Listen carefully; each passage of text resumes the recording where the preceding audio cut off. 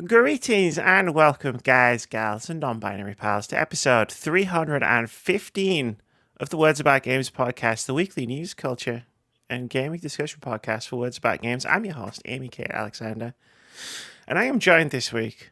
I took a dramatic breath to do this. I'm joined this week by Vitz Patel. Hello, everybody. Thank you for having me on. Yeah, thank you for coming. It's awesome. What? It's an honor. Yeah, fresh blood. I mean, a new person. And the shenanigans have already begun. Love it. I'm all about the shenanigans. Like, everyone says you do a serious podcast. I'm like, do I though? Do I? Have you watched it recently? There you go. How are you? I'm doing good. Things are really good. Creatively, finding my flow with D&D and things like that. We have our show with a magnificent party called the Ethnic Squares with our friends dotted around the globe, and so life is wonderful. Life is wonderful. Like, you don't get better than that. There you go. Sometimes you got to take the wins where you can get them, right? So if we didn't have an entire podcast to do, I'd be like, it's not getting any better than that. Life is wonderful. That's it. I think it just boils down to that whole British mentality of, well, it could be worse. It's like, do you know what I mean? So let's just move away from that for a little bit. Yeah, I was going to say, as British people, I'm not sure. Like, I think we're reaching the point where that stops being true. It's like the abyss is encroaching on us. There's nothing we can do. But you know what? Yeah. It could be worse. Like it's like the scene, you know, from the IT crowd with the fire, where he's just sitting there typing, like looking at the fire every now and then. Like that's British culture. That's it. So Vitz, I hope I'm pronouncing that right. I was Nailed it. Hell yes. Yeah. As you could probably going to find out as we go through this podcast, I'm terrible at pronouncing things. Oh, no, it's okay. Words and numbers are not my strong suit either, so don't worry about it. We're going to get on famously. Tell everybody about yourself, because you've never been here before. I know who you are, but... There you go. So, I'm Vitz, and I'm a content creator in my spare time. Outside of that, bonkers around about motorsport and all things racing. But, also very passionate about video games and the industry at large. And, just trying to make the world a more positive place with the energy that I put out in there. There's a lot of things out of our control, but there are a few things that are in our control in terms of kind of the message and the person that I want to be out there. So I try to be the very best person that I can be, and hopefully our friends in that can aspire to be even better. Because I know I'm not the end goal, but rising tide lifts all boats and all that good stuff. Wow, that was awesome. Sorry, thanks. I was just like in awe there, like So amazing what you come up with on top of your head. I know, right? Like that's all I do now. Like I have no preparation. I used to like make notes on like stories, like highlighted notes. So I'd like read through the story, and then we'd have a discussion, and I'd bring it back to those highlighted notes, and then I stopped doing that because I got bored. It's all good. I mean, different strokes for different folks, right? I mean, that kind of thing can creatively put you inside a box in terms of, right, I can only comment about these bits that I've highlighted versus, let's just read the story and then just see where it goes. Yeah, right? It's a discussion. It's a chat. Like, that's all the podcast really is. It's just a chat between, like, two people or however many people. You don't take notes into a conversation. Well, you might, and if you do, fair play. But I don't take notes into a conversation with someone. I rehearse it in my head 25 times beforehand. No, it's one of them where you either flub all over your words in terms of the notes that you've written down, or you completely like disregard them and then come back to them afterwards and then give yourself a guilt trip of you should have said this, and this. I should have said this. I should have said that. I do that all the time. That's it. So you make things creatively. So I found over the pandemic, well, probably a little bit beforehand, but most of the pandemic, that creative writing is an outlet that I enjoy. So I just started doing a bit of that, and then the idea of D&D came around. So big Critical Role fan. Sure. I'm sure millions and millions of people are. And I was wondering, okay, well, wouldn't it be cool to get a bunch of our friends together who are dotted around the world, and thanks to the pandemic can't get into a room together like every week or so, and just start running a game? So I run a homebrew campaign based off of the world of Tal'Dorei, which is a Critical Role invention. And yeah, we have fun. So we are in our third campaign at the moment, just wrapping up our 10th session. So we'll be hitting we'll be hitting around about 60 sessions so far. Everything is archived on YouTube, but we go live on Twitch on Sundays. Awesome. Twitch.tv/ Vitz Patel. Vitz Patel. That's Brandon. it. Well, I've learned from Tim Geddes. It's kind of funny to have that cohesive branding everywhere. So I'm Vitz Patel everywhere. Yeah, cohesive branding. Who would not have cohesive branding? Like, I think everything I have is different. Like, YouTube, Twitch, Insta, and Twitter are all different. But, people camp on the name, so you have to have like Words About Games UK and things for YouTube and things like that. But it's all good. The real ones will always find your content. Hell yeah, because everybody finds me in different ways. It's fine. I love D&D. I play D&D. Somewhere behind me there's a tiny little D&D figure. Oh, nice. But I don't have like the full lighting. It's down there somewhere. Oh no, no worries. Underneath. So yeah, everything that we do is digitally. So there's no figurines or anything to go. We have our dice, and we see where they land. Yeah, well, yeah. So we do everything online now as well. It just becomes too difficult to like physically organize. Like everyone in our group, everyone in our party is like local to each other. Like, okay, but it does just become like it's much easier to organize getting everybody onto their computer than into the same physical space. Of course, with travel time and people drive and people don't drive, and then the perils of public transport. The perils, yeah, all that good stuff. Definitely. So like it is like I love that like D&D is having this like renaissance like right now. Oh, 100%. It's so cool. It does mean a lot of people like when they find out I play D&D are like, oh, can I play? And it's like, well, we're 3/4 of the way through a campaign. There's already like 5 of us. It's like you've got to start being like really gently, just being like, no. So what we're doing at the moment is we're planning a series of one-shots as well, just so new people can come into D&D. So I and our friends group, we were brand new to D&D when we first started, so we still roughly don't know what we're doing, but we muddle by. So for all of our new friends who come along, say, oh, really interested in D&D, can I join, kind of thing. So what I'm doing at the moment is crafting a couple of one-shot stories. So we can have like a quick 2-hour session, and we can get them into how the mechanics of the game works and things like that. And then if they enjoy it, then we can start fleshing out a larger campaign for them. But I don't want to detract from what I have at the moment with our core group, as it were. Yeah. I mean, take it from me. I've been D&Ding for 21 years. Wow. 22 years, and we still don't know what we're doing, so don't worry about it. 100%. So, one of our party, she is our fountain of knowledge, and we're all different kinds of grateful for her. That's awesome. Just like bounce rules off and things like that. So, yeah, it's all good. Oh, yeah. Like, D&D is primarily, it's like, it's for like the outlet of creativity. So, like, 100%. Like if you get a rule wrong or you get something wrong, it's like, as long as you're all having a good time, it doesn't necessarily matter too much. No, it doesn't. And it's that thing of, I think in the player's handbook guide, or maybe the dungeon master's guide, that one of the first things it says is you don't have to stick by the letter of the law when it comes to the rules, kind of thing. Just make up your own stuff. So let's just have fun. That's it. That's the aim of the game. It's about being nerdy and geeky with your friends, kind of thing. And that's why they call getting a bit of role playing.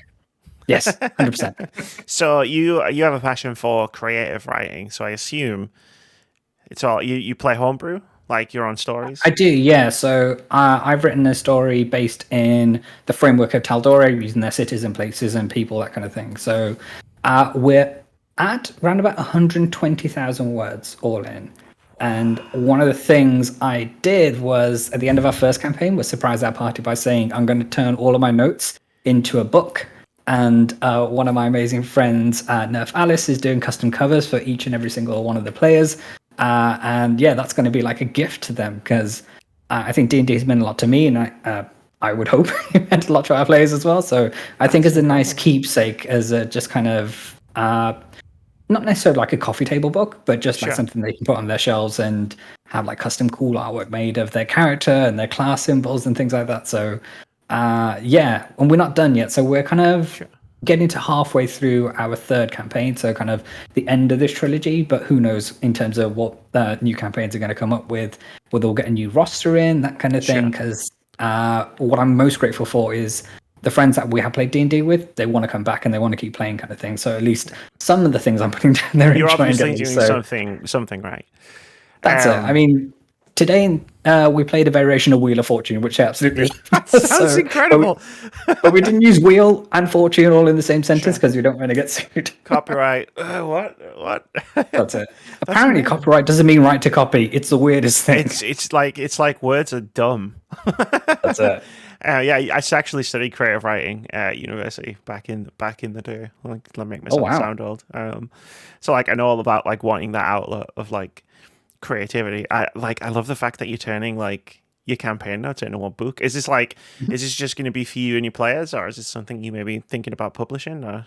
Firstly, it's me and my players kind of thing, and then we'll see if there is demand. Then I'm happy to do so. But I like the kind of intimate nature of this is a campaign that I wrote for my friends, and this is a gift for my friends, kind of thing. But for sure, like because we've run our games on Twitch and we've had people in the live chat, contributing and being along with the adventure, then I wouldn't say no to any requests, but.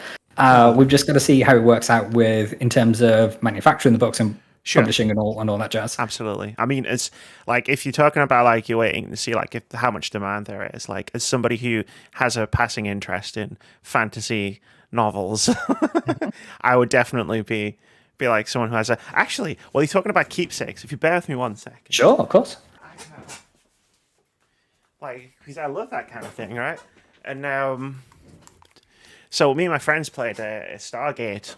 I almost did Star Trek. Okay. We did a Star Trek, but we played a Stargate tabletop role-playing game way back in the day. And I got, I don't know if you've ever seen Stargate or anything, but they have I've seen Chris Judge's character. I think that's it.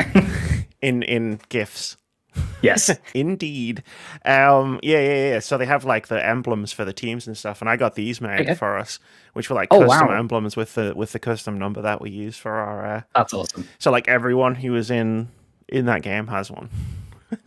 That's amazing, and no one ever gets it because they were SG1, and I've got a badge that says SG21. There you go. Why does it say 21? And I'm always like, well, because reasons. Because that was my team. There you go. Pick a number that wasn't in the TV show. Mm-hmm. Oh man, this is cool. I love talking. I love just talking about. I love shooting the shit. Absolutely. And you know what? Today, if anything, we made a new friend. So yeah, what's better than that? Man, everyone always says. I always say to people, I should start a podcast where I just get people and we just chat. Yeah. No show notes, no games industry nonsense. That's it. The podcast is just an excuse to have a natter, isn't it? And then Joe fucking Medforce comes along, starts his ridiculous passions podcast, and I'm like, well, I can't do it now because I'll just be ripping him off. Oh, but what an amazing show that is! Oh, I adore Joe and Kate. They are the best. Joe. I love Joe so much. Came on this podcast. Moody text me. I've got someone to come on the podcast with us, and it was for Halloween. It was meant to be for Halloween, when he was dressed as Vampire Waluigi. Wow! And I was like, okay. I didn't know who he was. I'd never seen or interacted with Joe before, but I trust Moody, so I was like, all right, cool, let's do it. And then he had to reschedule it for the week after, and so I got to meet Joe and interact with him for the first time, 5 minutes before we hit record on a podcast. So I really got to know him through podcasting about video games, and I knew we were gonna always be friends from the moment we were talking about Amazon. That's somewhere in the podcast, and out of nowhere it was just just Jeff Bezos is a dick rocket. I don't even remember what the context was of why I said it. And I disappeared out of the camera view. I just fell over while laughing. And I was like, we're going to get along really well. Oh, he's the most wonderful person. And he is. Yeah, one of these things where you just count yourself as all different kinds of lucky to be on the planet at the same time as him. Yeah, no, and then I think we met through Joe, I think.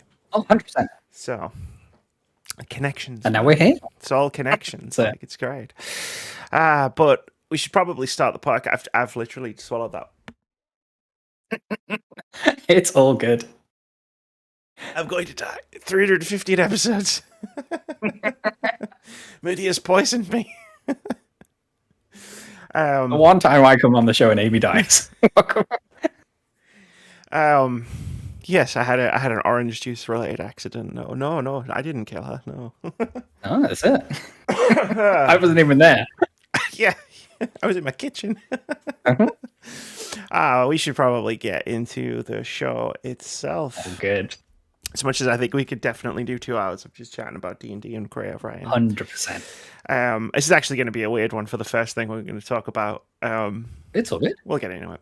But let's start the show. This is the Words About Games podcast. Every Monday, you can get a video version of the show on youtube.com/wordsaboutgamesuk or an audio version on a variety of platforms, including Anchor, Spotify, Google Podcasts, Apple Podcasts, and a few I've never heard of, but they're there. Anchor tells me it's there, so I trust Anchor.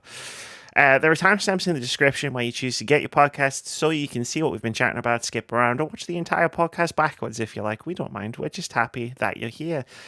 If you'd like to support the show or our content directly, you can buy us a coffee over at coffee.com/wordsaboutgames. Now, Vitz, I need to get your opinion on something. So I jumped onto Joe Medforce's stream on Monday. Yeah. And we were in voice chat, and we were just chatting around for a bit. And he pronounces it coffee, and I pronounce it coffee.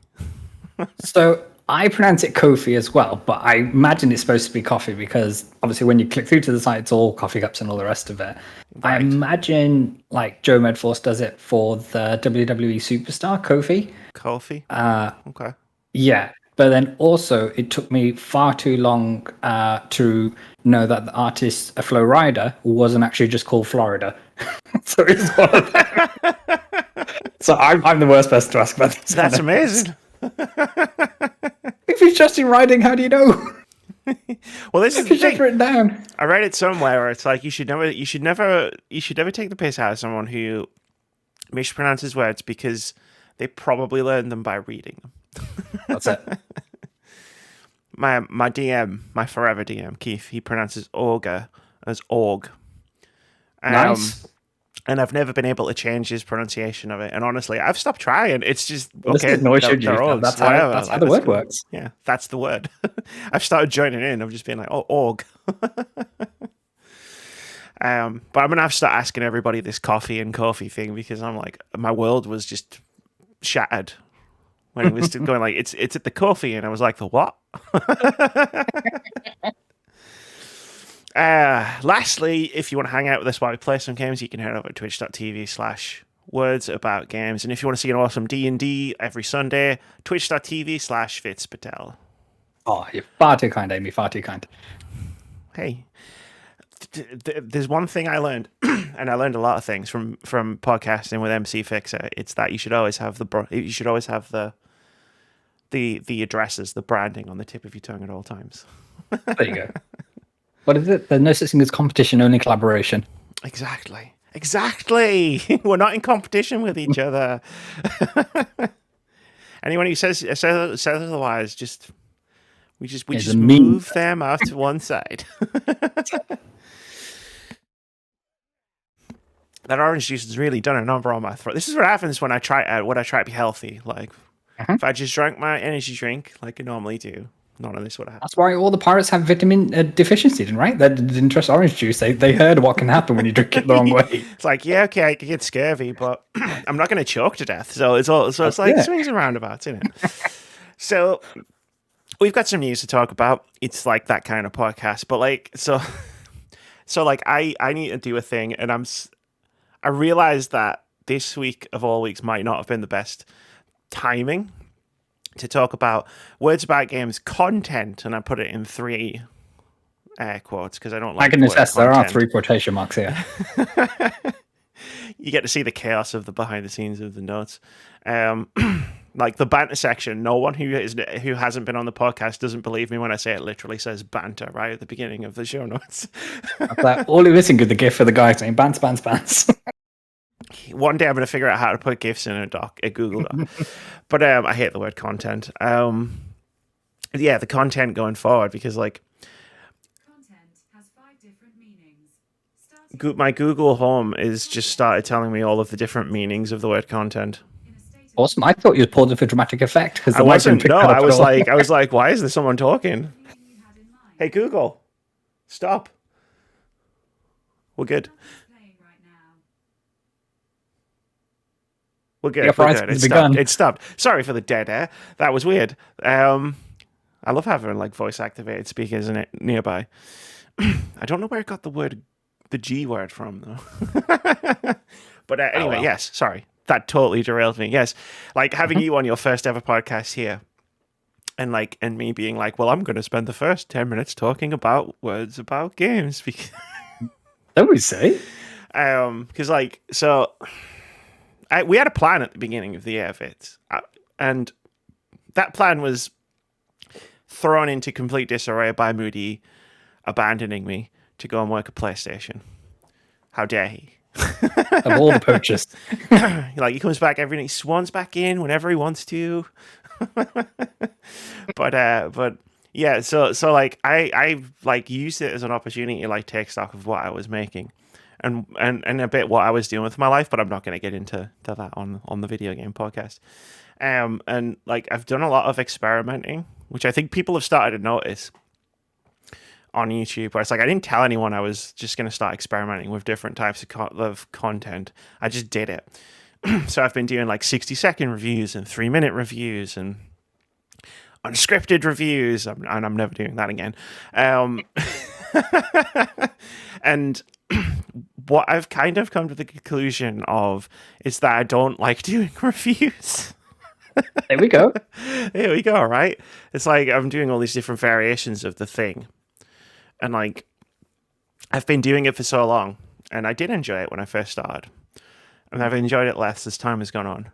And what's kept me going doing reviews is, number one, Moody wanted to start doing them as well. So I was like, cool, we can team up on them. And then, again, abandoned me. He buggered off. He was like, I'm going to work PlayStation. Sucker! And then number two, every time I would contemplate, not doing reviews anymore, what a review would pop off, and I'd get 1,000 views on something, and I'd be like, yeah, well, guess I got to keep doing this now. Or I get a message off someone who was like, thanks for the review of this game. It was really helpful, and I'd be like, I'd be like, oh my god, no, that's so good. And I am genuinely grateful that you've reached out and said 100%. Thank you for saying you've enjoyed this thing that I've worked on and put out. But then on the inside, I'm also and fuck you, because I wanted to stop. And now I can't, because that's how my brain works. But yeah, I don't think I'm gonna do them anymore. Is how it checks out. I guess this is sort of a weird announcement.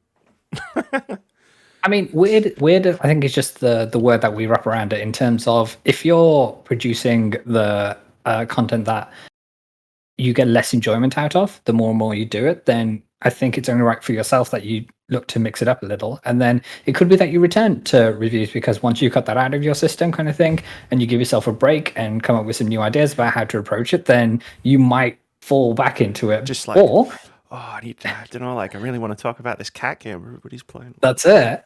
Or maybe you just find a different vehicle to how you talk about reviews, or maybe it's that thing of whether it's just the schedule of how many games you feel you have to review versus right, here's a really interesting game that came along. It's not going to be a review in quotes, but we're just going to have a discussion about it kind of thing. Mm-hmm. And it could just be that repackage it ever so slightly works better for you, but at the end of the day, it has to be right for you first and foremost, regardless of whatever devs come in and say, oh, thanks for the free press, and saying it's really good, or that kind of thing. Yeah, well, that's another thing that cropped into my mind. It's I play and talk about a lot of games that a lot of people don't talk about.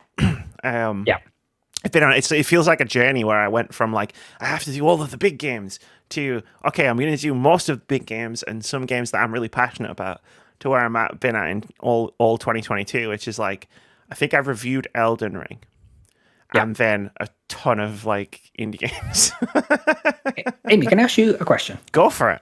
So I too have played the Elden Ring, and Sure. it was my first Souls. Although people get narrowing about whether you call it a Souls game, but it's my It is a first one Souls of those games. Yes. And I completed the game, and I got one of the endings with the lady with the blue hat and all the rest of it. Best ending. For the life of me, I can't tell you what an Elden Ring does or what an Elden Lord is expected to do. And all these people are asking questions saying, oh, Elden Ring is great. You do this, this, and this, and its exploration is grand, which it is, and all the rest of it. But I haven't got the foggiest what the heck's going on, what the Elden Ring does, or what an Elden Lord is supposed to do.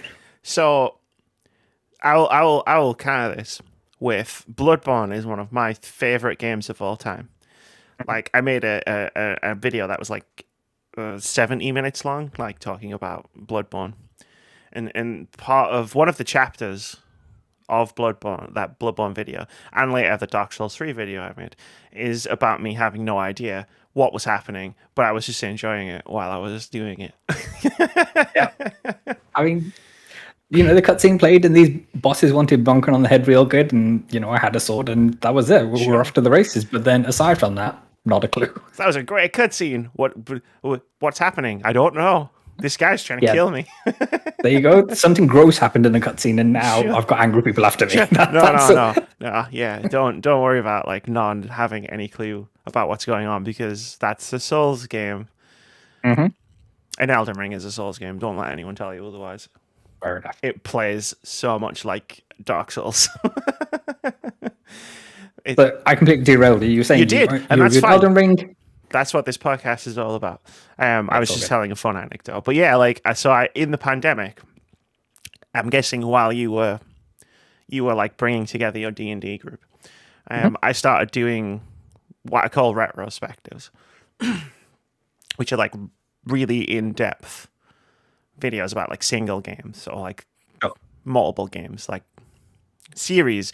I haven't done a series one yet, but it's always been on my plan, and I haven't done one for a year. Like this week it'll be a year since the last time I did one, which was Dark Souls 3, and I've been writing a new script for one, which I haven't told anyone what it is, but I've been updating the word count on Twitter. And then you said you've written 120,000 words about your D&D campaign, and I'm like, and here's me on Twitter bragging about writing 7,000 words.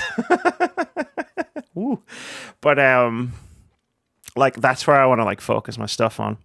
And I'd say I'm never going to do a review again, but like I'm going to play something like later in the year, like Signalis or something, and I'm going to be like, I guarantee I'm going to be like, I want to talk about this game. So it's like like you say, figuring out how to talk about those things. But for the most part, it's like, it's scary because it's like, it takes a long time to do a retrospective. So it's not like I'm going to be like hitting content out every week. It's like, could be like months of me like playing like whatever I'm doing and then writing about it and then making it a video and then editing it. But that's the plan. Okay. Well, I mean, it's positive. There's lots of positives to take away from this in terms of, you have a plan of what you want to do, and you're not ruling anything out at this stage in terms of, you're not saying, right, no more reviews ever again kind of thing. That's not the situation. You're just taking... You get nothing. Good day, sir. And sometimes I think it's healthy to take a step away and just kind of reevaluate the kind of content you are putting out and kind of reassessing the reasons why you're doing that kind of thing in terms of, right, if those are your pieces which get the most highest engagement, and is that the narrative that you want to be driving at the moment, then there's nothing to say there's anything wrong with that. But yeah, then that should continue to be your focus. But then if there's other things you want to do with that free time and resource and kind of mental space that frees up, then for sure, go for it. Awesome. Like, I didn't intend for this to be like a therapy session. It almost feels like a YouTuber therapy session. Invoices over Discord. Sure, yeah. That's it. But yeah, no, like, thank you. That's cool. Yeah, like, I don't even know how this started. I wanted to defend Mass Effect Andromeda. That was how this all started. I enjoyed Mass Effect Andromeda. I didn't love it, but for sure, there was a game there, and it was only broken a tiny bit. Yeah. So I redid a video of it, and I expected the response to be negative to a video going on the internet going, actually, Mass Effect Andromeda was pretty good. There you go. And it wasn't. When the view count started dramatically rising, I was like, oh no, they've found There you it. go. But they didn't find Spicy it. takes have been found. It's fine. And then that spurred me, like, and it's a lot, like, it's not a great video. Like, going back and watch it. It's like, oh, I've learned a lot since then.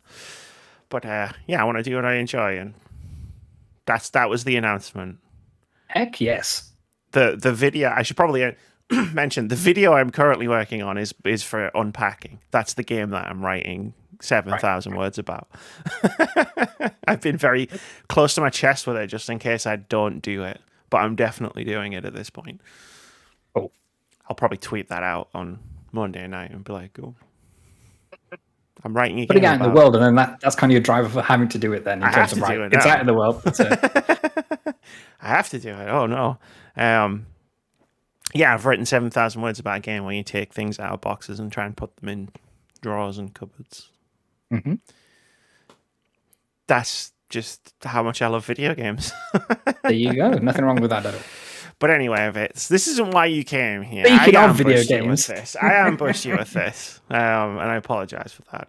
The timing just worked out that way. But should we talk about it? So, like, if anyone thinks I'm doing weird stuff with my eyes, I have definitely put my contactor lenses in back like the wrong way around. And I don't want to change them on a pot. Like, people get weirded out when you touch your eyes. So reading all these stories is going to be interesting then. This is going to be an interesting podcast because I cannot see properly. But we'll muddle through. I can zoom in 100%. on the document and make all of the words bigger. Let's talk about video game news. I'm sorry, Vitz. Court ruling reveals more details about death threats against Destiny 2 developers. This is from Andy Chuck over at PC Gamer. He writes, Bungie recently filed a multi-million-dollar lawsuit against Destiny 2 player Luca Leone for cheating, evading bans, and threatening studio employees. At one point, for instance, he told the studio to, quote, keep your doors locked, end quote, and indirectly threatened to, quote, commit arson, end quote, at Bungie's headquarters. But a ruling issued in June by the Superior Court of Justice in Ontario, Canada, reveals just how serious those threats were and how they went far beyond simple trash talk and, quote, jokes, end quote. The June 15th ruling, which ordered a company called TextNow to provide the real name of a user who had issued threats against Bungie, includes disturbing new details on the nature of the attacks, which began earlier in June after Bungie employees tweeted an ad for Destiny 2 featuring Twitch streamer Umaze. Quote, shortly after the Bungie tweet, several employees of Bungie began receiving voicemails and text messages on personal unpublished telephone numbers, repeatedly using the racial slur referred to colloquially as the N-word. Superior Court Justice Fred Myers wrote, that night, a person who called himself Brian left a voicemail on the personal telephone line of the employee who posted the ads. Brian referred to the employee by name and requested that Destiny 2 provide a scene or a downloadable piece of the game, DLC, for, quote, N-word killing. A few minutes later, he called back and identified himself as a member of a far-right-wing social network known to publish material that is censored from mainstream social media. He repeated the request for an N-word killing DLC to be added to Destiny 2, end quote. Another employee was also subjected to multiple voicemail messages from the same number containing homophobic and racist slurs. That's horrific in its own right, but the threats against the Bungie employees in question also grew more overt. A person using Leone's number had a pizza delivered to the employee's house, indicating that they knew where the employee and his partner lived, and left a voicemail telling them to, quote, enjoy your pizza, end quote. Leone has also tweeted a picture of the employee's Bungie identification and said the employee's, quote, is not safe, end quote. The judge also took note of Leone's Twitter handle, Inkcell, and its similarity to incel, which he described as, quote, a violent misogynist ideology, end quote. The similarity between the terms, quote, makes the threats more frightening, end quote, the judge said. He did not refer to it specifically, but the city of Waterloo, where TextNow is based, is less than 2 hours from Toronto, where a self-described incel murdered 10 people in a 2018 van attack. Judge Meyer said in his decision that he didn't know what Bungie was going to do with the alleged perpetrator's real name, but indicated that he didn't care either. Community manager DMGO4 also recently commented on the situation, saying on Reddit that Bungie has reduced its public interactions with Destiny 2's fans because of, quote, real threats towards our people and our studio, end quote. He also indicated, as this ruling confirms, that the situation is often worse than it appears. Quote, just because you can't see it directly in a given tweet or forum reply doesn't mean that it didn't happen, end quote. So that was a lot. So this is bad news all around. I mean, there's no positive to that. The one thing I that speaks to me is obviously... I'm going to let you speak. I'm going to slowly slide out of camera view and just fix my eyes. Sure, you go do that. So, yeah, obviously this is terrible news all around, and, this person making threats and seemingly, real threats to employees at Bungie. The thing that speaks to me in terms of what's odd about this, and in terms of, right, so they make the phone call and they leave the message saying, please provide this DLC for N-word killing and all the rest of it. But then, like, a few minutes later, he calls back. Jesus Christ.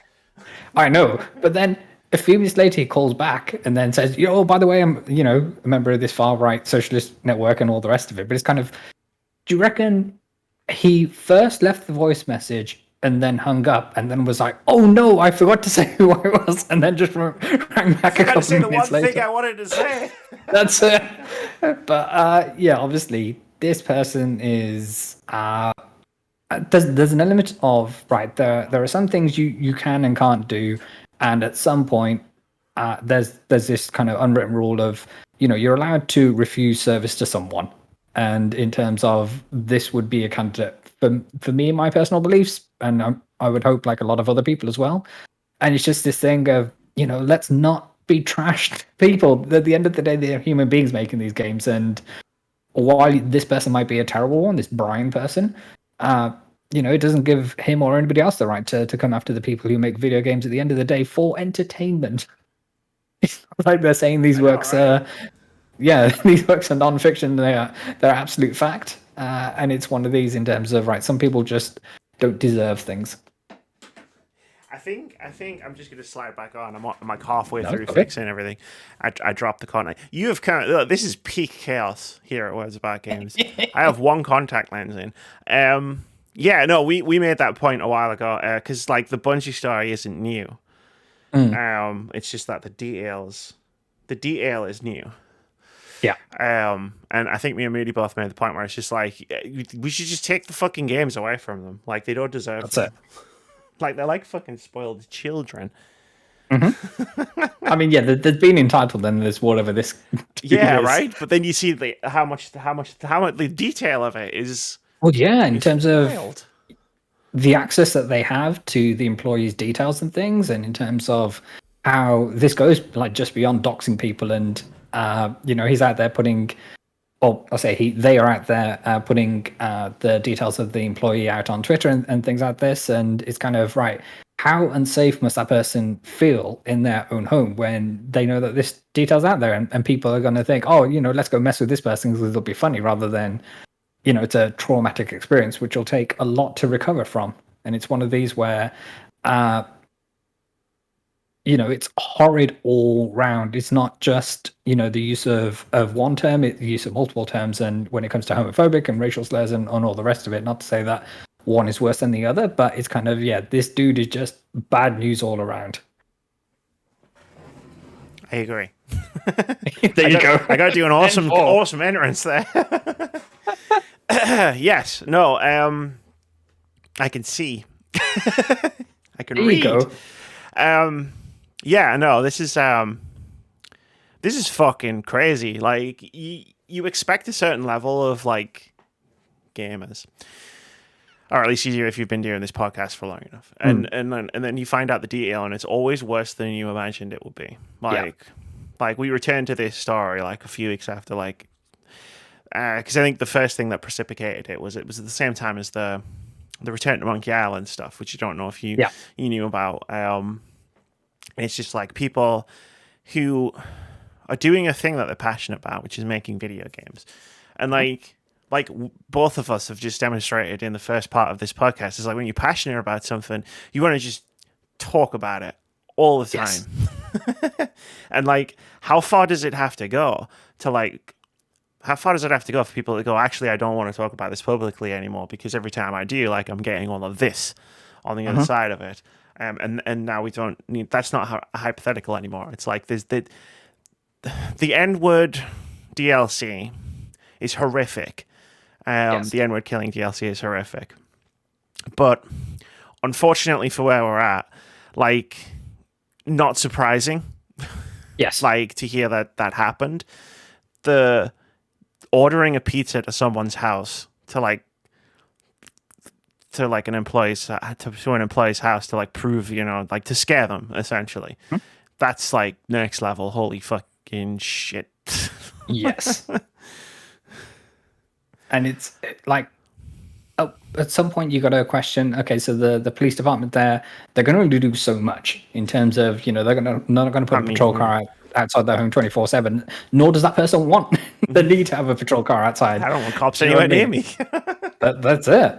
And it's kind of, yeah, it's just a very very unfortunate situation, and it's gone to a level where that person just needs to be removed from the conversation in terms of their ability to speak publicly has just been used to spread hate. And at some level, either the platform holders need to make a stand and say, okay, this ain't on anymore, kind of thing. Yeah, this ain't on. You're absolutely right. There was because I remember there was a thing of like, oh, it's like they're Bungie are ruining this kid's life because of jokes. Like that's why it's in quotes in the story. Because that was the counter rhetoric, I guess. Sure. It's not jokes. Like directing like hatred of this magnitude to someone who is just trying to like do a job. Like even separating the part where it's like this person may be doing their dream job, making this video game. For everything that I've seen and heard. My phone is reminding me that it's podcast time. For everything that for everything that I've seen and heard about Bungie, it seems like a really good place to work now. And like, but setting aside all of that, it's just a person doing a job. Like, and 100%. And even like, obviously, when people read about these stories, they're reading it through a prism of journalism, and the journalist in question is putting their own spin on things. But even removing all of that aside, I think it's a reasonable ask for anybody to pick up on the kind of horror things which are going on here, regardless of which prism it's going through. So whatever the political leanings of the journalists happen to be, that kind of thing, This is just bad news all around. Absolutely, right? It's like you can't. You're not going to scream woke. Oh, damn! This is just woke journalism. No, this is a person who is suffering abuse for doing their job. And also, like, it's time to question the other people, saying, "Well, actually, let's hear what these other guys have to say." Right. Like, if I read this story or parts of this story out, or like tweeted it, let's say, and like, if any reply or anything came out, it started with the words "well, actually," I just wouldn't read the rest. I'd just be like, okay, block. That's it. There's no "well, 100%. actually" here. Jesus. Oh, I put this story in next because I knew we needed it. Shall we move on? Do you have anything else you want to touch upon from the Bungie story? Let's go for it. Let's talk about. I've covered the thing. This is proper chaos. I apologize. That's all good. I want to say it's not normally like this, but it's not normally like this, but it is like this. You know what? I'm vibing with this energy, so let's roll with it. Excellent. Let's get on to the next one. Metal Hellsinger devs announced star-studded Gamescom concert. This is from Brian Scheer over at Game Informer. He writes, Funcom and the Outsiders have announced a metal concert happening at this year's Gamescom in Cologne, Germany, to celebrate the impending release of their heavy metal, rhythmic shooting game Metal Hellsinger. The concert, which takes place on August 25th, hopes to become the largest concert ever put onto the massive annual gaming convention. Several of the vocalists featured on Metal Hellsinger will be on hand to perform their songs from the soundtrack. Matt Heafy of Trivium, Alicia White Glues of Arch Enemy, Mikhail Stan of Dark Tranquillity, Dennis Lixen of Refused Good stuff. and in Vision and James Doughton of Black Crown Initiate are all currently scheduled to take the stage. The concert is set to kick off at 7 p.m. Central European Summer Time, 1 p.m. Eastern, 10 a.m. Pacific. The event is free and open to thousands of in-person attendees, with potentially millions being able to join through a live stream, which will be detailed at a later date. The first 200 people who enter the hall for the concert will receive a bag full of exclusive Metal Hellsinger merchandise. Metal Hellsinger comes to PlayStation 5, Xbox Series X and S, and PC on September 15th, and there is a demo available on all 3 platforms. Amazing. Are you a metal fan? I'm not a metal fan, but what I'm a fan of and a huge fan is for video game concerts. So I've been lucky enough to go to the Royal Albert Hall here in the UK to see such concerts as the PlayStation concert back in, I want to say 2016, something like that. And then the Final Fantasy VII remake concert a couple of years ago. I say that one because I want to like you so much, and now I'm just really jealous. If it helps, I only cried 5 times that show. It was so powerful. But yeah, so like going to see the Kingdom Hearts Orchestra, also when they came through in London, and see things like Video Games Live.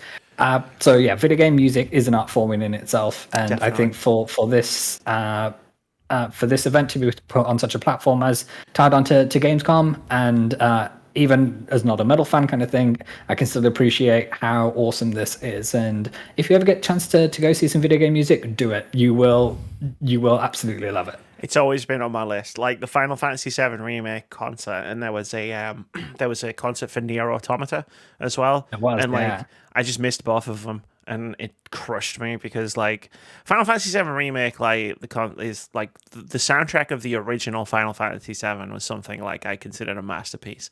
And when they announced Final Fantasy VII remake, when I calmed down, because like my favorite game of all time. Yeah. One of the things I used to say was like, I'm really looking forward to they're going to remake the soundtrack. Yeah, it's going to be fully orchestral, and it's going to be amazing, and there's going to be so many different variations of the battle theme, and then you can't just have one battle theme anymore. Like it's not. No, how of course it is. not. And the Nier Automata soundtrack is like, it's so beautiful. And I missed both of those performances, but yes, video game concerts are just amazing. Mm-hmm. My favorite game awards was the first year they had the orchestra. Yeah, and they did the and I still listen to this. Like I pull the YouTube video. I've got YouTube Music, so I pull the YouTube video up every now and again. It was when they did the medley of like loads of different like video game themes, all of like all the nominees and things like that. Yeah, absolutely. Yeah, and you get to the part where they transition into the Elder Scrolls theme. Yes, I'm not a huge fan of like the Elder Scrolls games. Mm-hmm. But when that hit, for some reason, when that transition hits, I start getting emotional. Yes, 100%.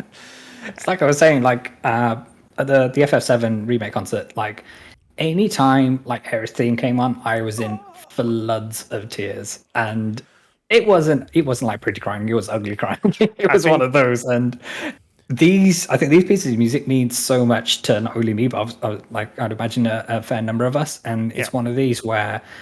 You're at Video Games Live, and they start playing some music from The Last of Us, and they start playing No Escape, and those strings hit, and you know that all the pain and all the anguish that goes into that song for the emotion it's evoking, and it takes you right back to having that controller in your hand and going through those motions. It is the most powerful thing. It is like I was like I put out a tweet like when I was doing, because I've rearranged all of this, and I was playing the Unpacking soundtrack. Which I can now say I was listening to it because I've been playing in the game, thinking about the game for the last 2 weeks. It wasn't because I was unpacking or whatever, but like it was just a nice coincidence. It's such a cool soundtrack, and like the end credits song really like hits me emotionally. And it's like Pearl Jam. I'm not a massive Pearl Jam fan, but if you play me Future Days right now, well, this is the thing. It's anytime that song comes up in anything. So in like How I Met Your Mother, I think it plays in the wedding scene where Robin marries Barney, and it plays then on their wedding song. My tears running down my eyes. Exactly, like not for the scene that's on screen. It's for what that song means. It's fine. Like the scene is fine, but now I can't listen to that song. Like I've been crying over Aerith's theme since 1997. I'm still not ready for what Rebirth is going to do. Whatever tricks they're going to play, because we defeated Fate, we beat Fate, we can change time, but I know they're still going to, make us believe that she's safe, and then they're going to tear our hearts from our chests. See, I have a theory about this, Vitz. Here we go. Accidental spoiler alert for Final Fantasy VII in the middle of talking about a Metal Hellsinger concert, but everyone's like, normal service will be resumed. Just bear with us. Yeah. Just bear with us like a minute. Skip forward a minute, because they're gonna we've changed Fate, right, and we can do whatever we want. So now it's gonna be a choice that we have to let her die for some reason. Because I'm thinking how can they still keep that death, but make it hit just as hard as it did the first time? Because the first time it hits because it's unexpected. Yeah. So it's you can't make it unexpected because we're going to be expecting it. We know it's coming, but if you have to make the choice of being well, we could save her, but we also have to save the planet. Well, that's it. The ultimate weapon is the ultimate sacrifice at the end of the day. But it's even in Remake when Barrett gets a pointy end of Sephiroth's sword. I fucking screamed. I know. I screamed. It was in the middle of the pandemic. I was sat up here. Everyone's in the house because everybody's in the house. And I was playing Final Fantasy VII Remake, and Barrett gets stabbed by Sephiroth, and I just screamed out loud, and everybody thought something had gone wrong. And it had. And something had gone wrong. So, I still think they're going to do the bait and switch in terms of making us think that, we've successfully changed Fate. But there needs to be some absolute points in time. And my heart will never be ready for what comes with Rebirth, but I cannot wait to see what they do. Yeah, there's the scene in Remake that you can unlock if you do all the side quests. In Sector 5.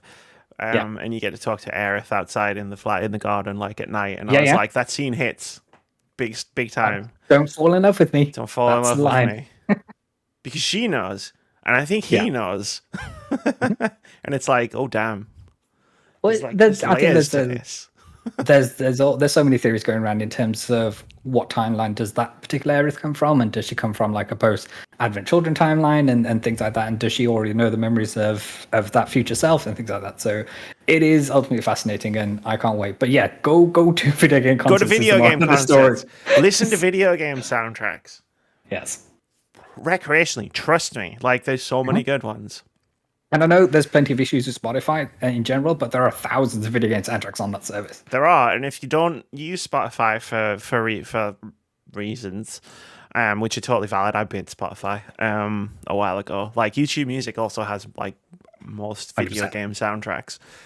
Moody talked me into subscribing, and it's changed my life. Because not only do I get all of the music, I don't get any ads on YouTube anymore. Wow. That's the dream right there. That is the dream. I can watch my 7-hour Resident Evil video essay without any ad interruptions. 100%. But yeah, Metal Hellsinger, yes. The concert is on August 25th. It's going to be cool. It's a cool game. I played a demo of it in June. Fair enough. It's very, very fun. Indie Game of the Week? Indie Game of the Week. Indie Game of the Week. This is the thing we do every week on the podcast, because I have so many games flashed in front of my eyes, and I never have enough space to talk about them, so I made space on this podcast. So every week I bring up one cool looking indie game that's coming out sometime in the future, and I talk about it. There'll be a link to the Steam store page in the description. You should go check it out. Go wishlist it. Go support the developers. This week's indie game of the week is Bramble, the Mountain King. And I'm going to read from the Steam store description. Bramble, the Mountain King, takes you on a gripping and unsettling journey through stunning environments. Take on the role of Ol, I think that's how it's pronounced, could be Ollie, a young boy setting off to rescue his sister, kidnapped by a dreaded troll. Not everything in Bramble is exactly how it seems. In this strange land with creatures big and small, you must be careful when to approach and when to hide. Many hungry and spiteful beasts lurk in these forests and caves. Call upon the spark of courage, an enchanted fragment granting the gifts you need to endure the pitfalls and trials in your path. Defeat the horrid creatures you encounter in different and unique ways. Be warned, courage without kindness could take you down a dark path. This is being developed by Dim Frost Studio and being published by Merged Games. It's coming in 2023 to PlayStation, Xbox, and PC via Steam. And as I said before, there is a link in the description. You can go check the game out, go wishlist it, go find the developers. Awesome. Give them a follow on Twitter. Is this game out in early access yet, or is this one not. that you can... This is the one for the future. So all of these games are ones for the future. Awesome. It looks so good. Oh my god! I actually Check that out. I actually saw it a while ago. It was one of the not E3 things over the summer. And like I've just got this big list of like, okay, these are all the games like that I didn't talk about on our not E3 podcast because time is linear and there's not enough of it. So these are all indie games of the week. Brilliant. It looks so good. I've been waiting. I feel like I've been waiting for it for a while though. I think it first announced it like before the pandemic. Excuse me. So like a while ago. Awesome. Go wishlist it. Go check it out. I guarantee by the time you've watched the trailer, you'll be in. I'll be sold. People have told me I have like really good taste in games, and I'm very convincing.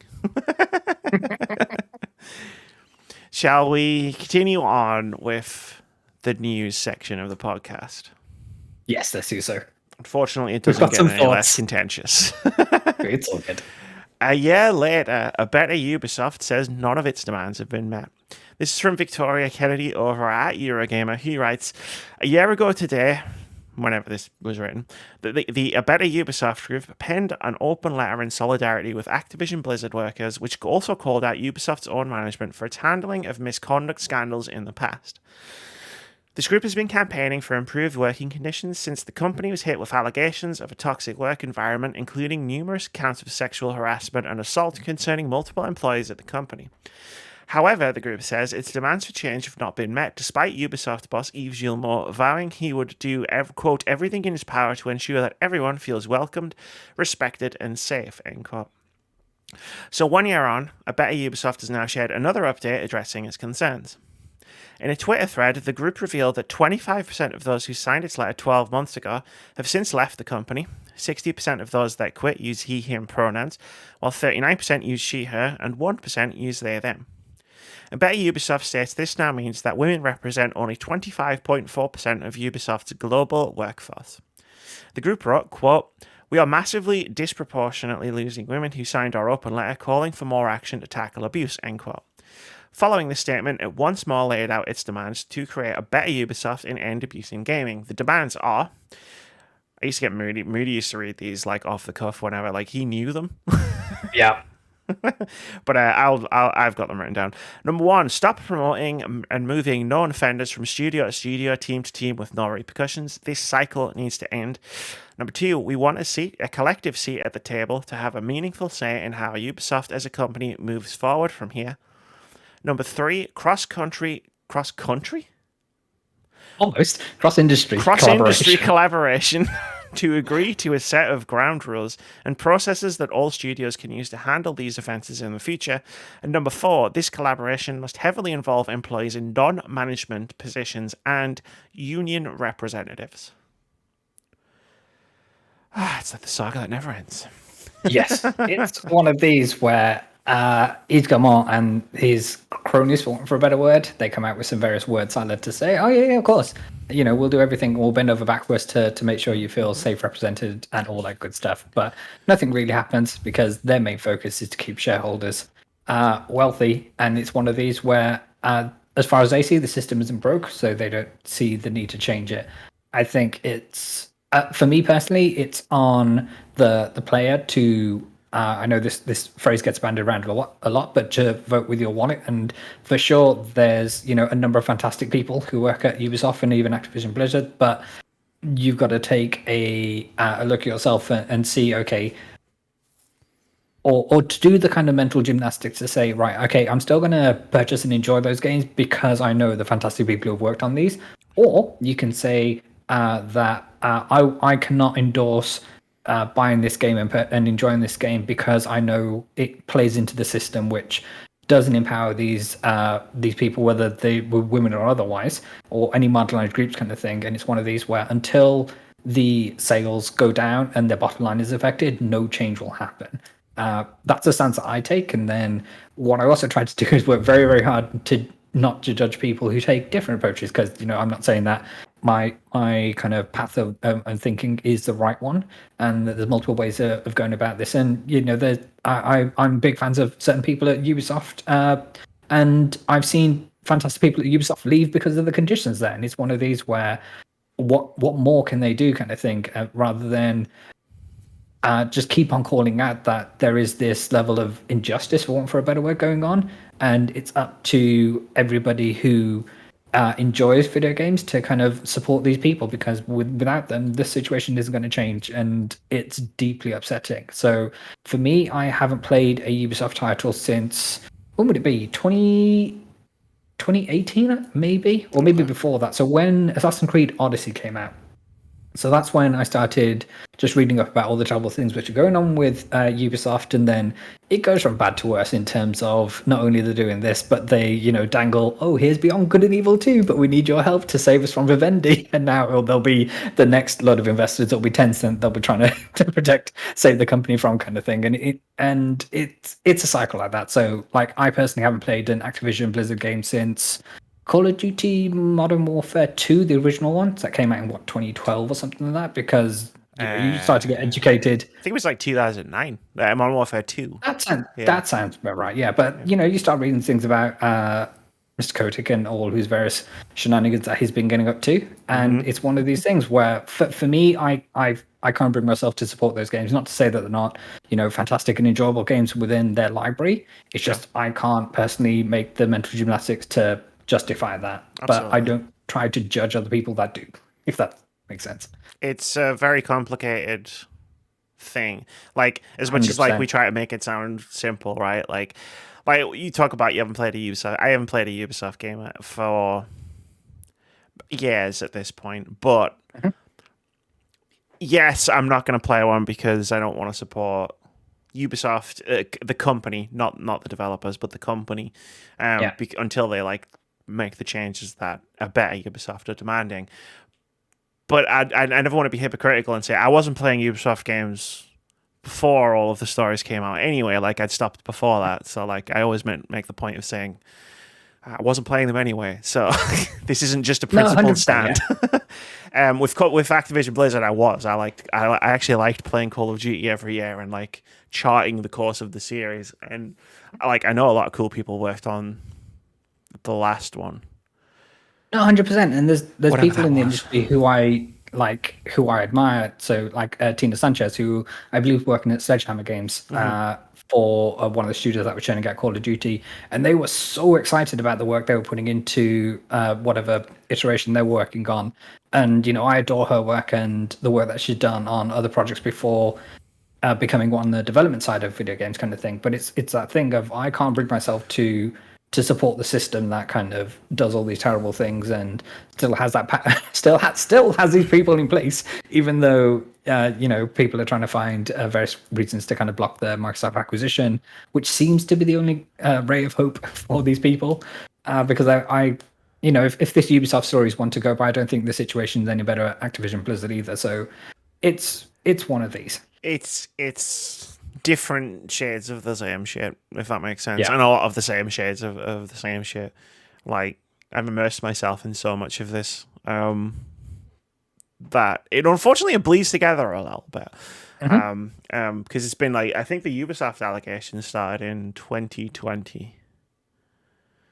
And Activision Blizzard was 2021. I may be speaking out of turn, but I think one of the former executives who was allegedly involved with either assaulting or I do believe they actually assaulted a number of women there, has recently achieved a position at a Tencent studio. Yeah. So their reputation's going up and up and up. Yeah. So it's one of these, yeah. And they're the ones who want to buy Ubisoft, buy a majority stake in Ubisoft, and it becomes a whole shit show of... Like, it turns out, if you're a certain type of person in the games industry, you can abuse your position, you can abuse your power, and you can abuse people, and then be fine. There are zero repercussions, and yeah, it can't go on like this. No, it can't. Like, it really can't. And like I said, I've been very open and honest, where it's like I'll bring all of this like up in podcasts and stuff. And I don't have any answers. No, 100%. But I think what it's important to do is to continue to raise the voices of these people pushing for better change, and it's on us to make sure that the more prominent and larger outlets do the same as well. So it's all very well the likes of IGN putting a byline to their story saying, we support the ABK workers and things like that. But then on the next Call of Duty video review that they do, there's no mention of any of this going on. It's kind of right. Well, that was just a token exercise. We just got to keep making our voices heard that we still want to support these people. We just don't want to do it in a financial way right now because it supports a fundamentally broken system. Until that system changes, then I'm not in a position to spend my pounds or dollars or whatever currency the game is in. Absolutely. It is unfortunately like a situation that was easy to predict that we would be talking about, because it was 200 days after they put out their demands, we read this more or less the same story, which was a Better Ubisoft came out and said nothing's changed, and now it's 365 days later and nothing's changed. Yeah. This is the free space on the bingo card, as it was. This is the guaranteed. It's like a year from now, is it going to be, hey, guess what? Things haven't changed. I hope not. There'll be, yeah, 100%. I hope not, but there'll be more word salad, and there'll be more distraction tactics in terms of, we're being absorbed by Tencent. Please help. Please help. Save us. Please save us. That's from it. Tencent. Like, yeah, no, it's unfortunate. Like pressure can like force change. We've seen it. Like, we've seen the unionization efforts at Raven Software that worked. And it always frustrates me that like we're a dinky little podcast that gets very like relatively few views and few listens. And I mean, I'm not a numbers person. I don't really care, but like we will talk about this and hammer on the point, and then I see like the bigger creators or the bigger sites, and it's like they'll talk about it while it's relevant, right? Yes. Like constantly while it's the big news story and it's getting all of the clicks, and then like it disappears from the narrative. Like when the Activision Blizzard story broke, like as someone who knows people who have worked at Blizzard, and I'm gonna say no more than that, it broke my heart that was happening, and we had to go through that again and talk about that again. And then there was a voice in the back of my mind that said, like, people are going to forget about Ubisoft because of this. And that's exactly what happened. Like, Yves Gilmour must have been sat in an office, like, reading all of the Bobby Kotick stuff that was blowing up on Twitter, just rubbing his hands together, going, thank fucking God. David Cage is doing exactly the same thing as his exactly, right? Like, you can trace a line back. It's like, well, Rockstar, like, and David Cage. It's like, there's a whole, like, line of, like, allegedly abusive, like, individuals and companies, and it's like a map. Yes. That you could trace. And they each take turns to take the heat. And they say, right, I'm going to take the heat between like in Q1, then it's your turn, Rockstar, to take some heat. Yeah, right. That's what. I mean, fair play to Rockstar, though. From reports seem to be suggesting that they are trying to fix their culture.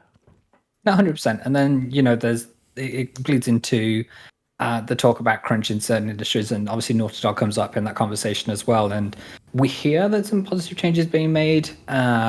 But the proof will be in the pudding in terms of what actually happens versus some hearsay that we might come across. Right, exactly. It's like you can say all you want, but we need to see the action. Yes, actions speak louder than words. Exactly. That's a way better. That's a way better way of putting what I just said. Like that's a good turn of phrase. Like, and you came up with that 100%. So. Oh, 100%. Do you have anything else you want to touch upon related to this story? Let's roll on. Let's roll on. Got to scroll down. It's great being able to actually see the document. It helps, doesn't it? Just a little bit. I didn't realize how blinded I was just having my contact lenses in backwards until I tried to read that first story. I was like, this is fine. This is fine. Sony says Microsoft's ownership of Call of Duty could influence console buyers in the future. No shit, Sherlock. This is from Jeffrey Rizzo over at GamesIndustry.biz, who writes, a new report reveals that Sony believes that Microsoft's purchase of Activision Blizzard may influence future console purchases. As reported by VGC, the platform holder responded to questions about the acquisition from the Brazilian government alongside other gaming and tech firms. It said regulators, quote, Call of Duty is synonymous with first-person shooter games and essentially defines that category, end quote. Sony noted in the questionnaire that it's unlikely that a competitor can rival Call of Duty due to the developmental resources it uses. Quote, approximately 1,200 people working on each version and another 1,500 are involved in publishing and distribution. Thus, Call of Duty alone has more developers than most game companies employ across its entire development portfolio, including AAA studios. End quote. Sony added that for the past decade, Call of Duty, quote, is overwhelmingly the best-selling game. Call of Duty is so popular that it influences users' choice of consoles, and its community of loyal users is entrenched enough that even if a competitor had the budget to develop a similar product, it would not be able to rival it, end quote. Just ask EA about that. Shortly after the news... I'm on fire. Shortly after the news of Microsoft's purchase of Activision Blizzard, Xbox head Phil Spencer said that Microsoft intends to honor all of the Call of Duty makers' current deals.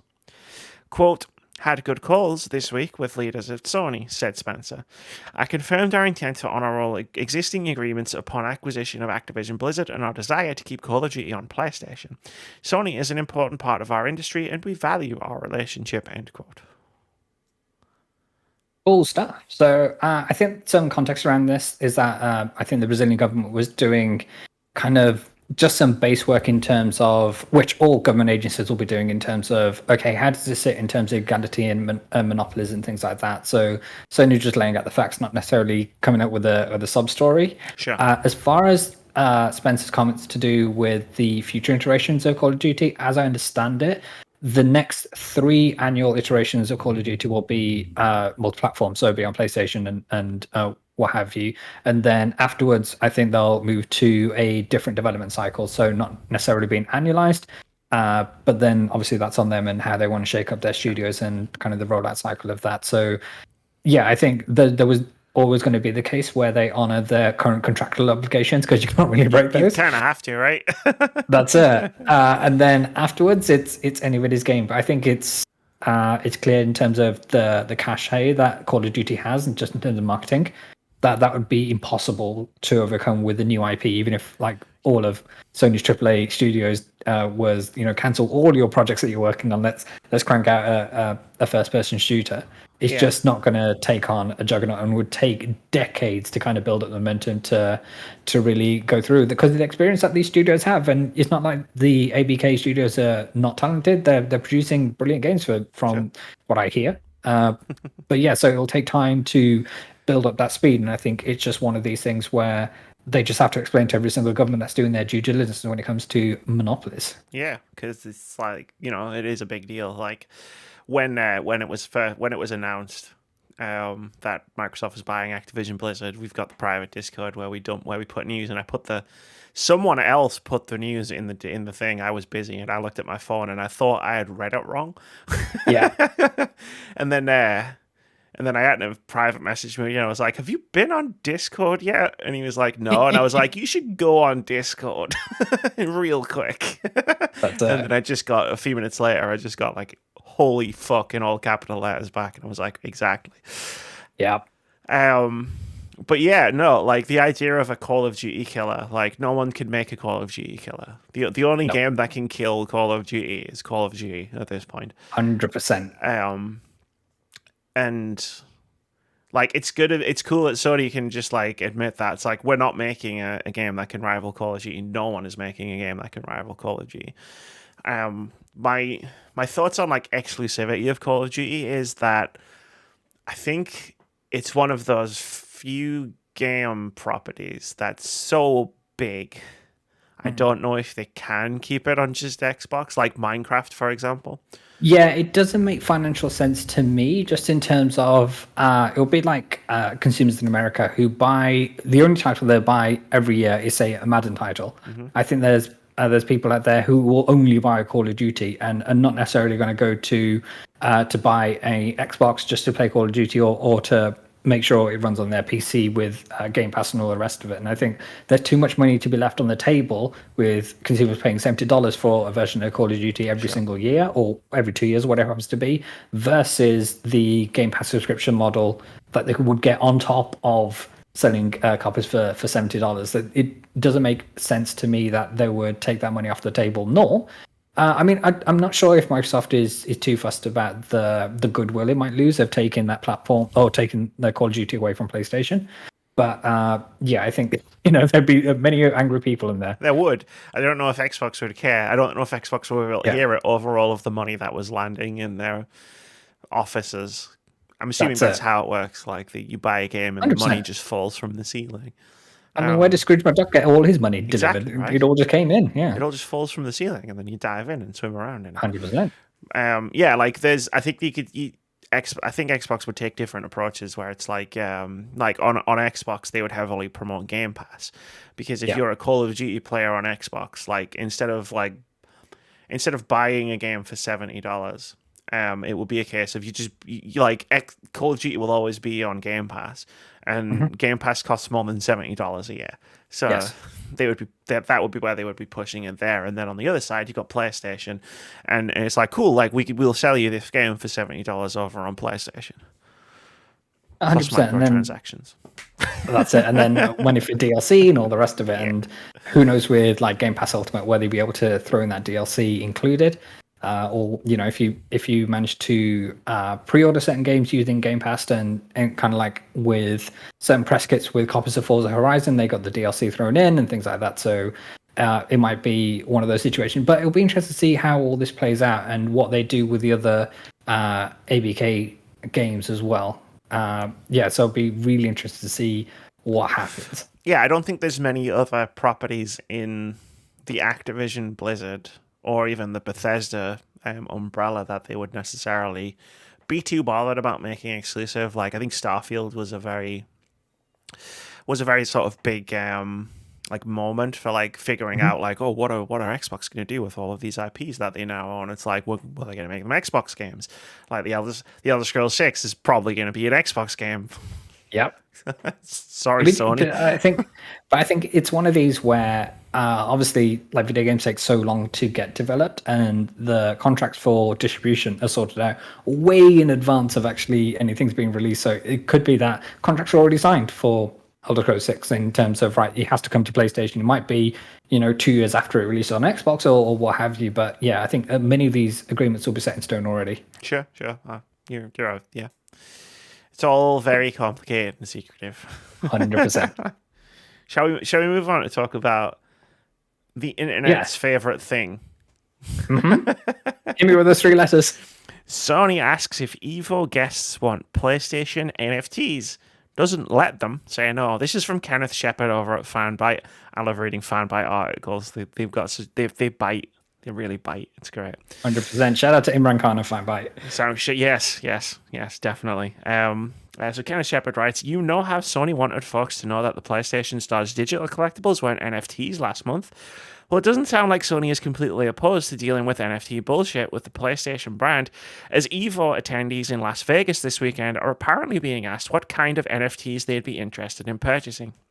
News of this has started to spread from attendees on social media, as the PlayStation Quests program used at Sony events has been prompting those at Evo asking what kind of NFTs they'd be interested in purchasing. The available answers include Evo-branded favorite music artists, favorite esports players/teams, PlayStation items, and favorite game characters. The inclusion of musical artists makes it sound like this might be a wider Sony initiative than just PlayStation, but even so, much of the examples here are tied to video games in some way.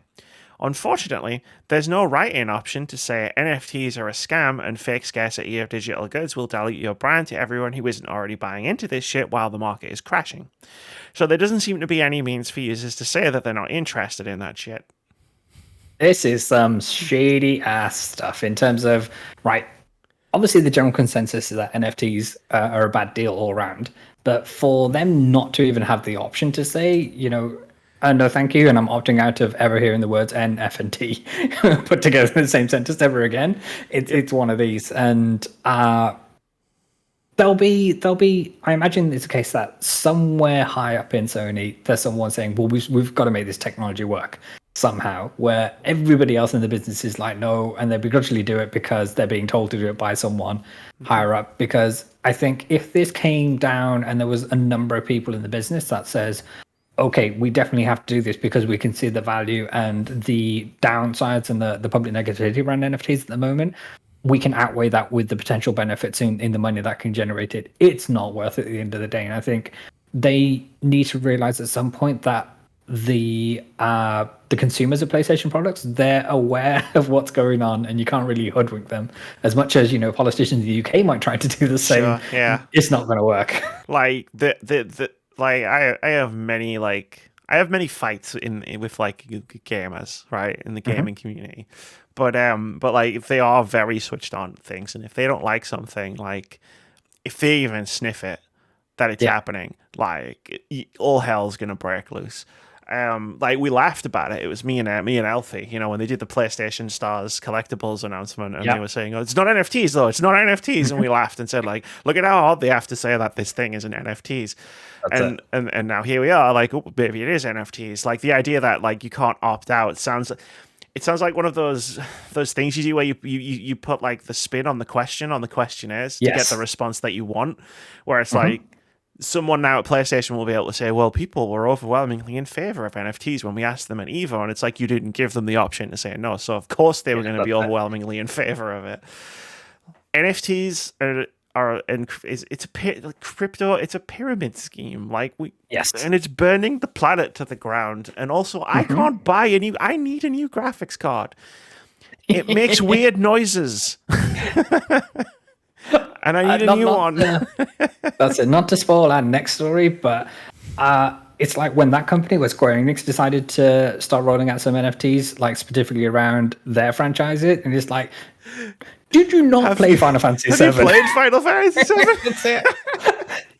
Your most popular game in your most popular franchise is all about how you're killing the planet doing this. Like, it's like beggars belief.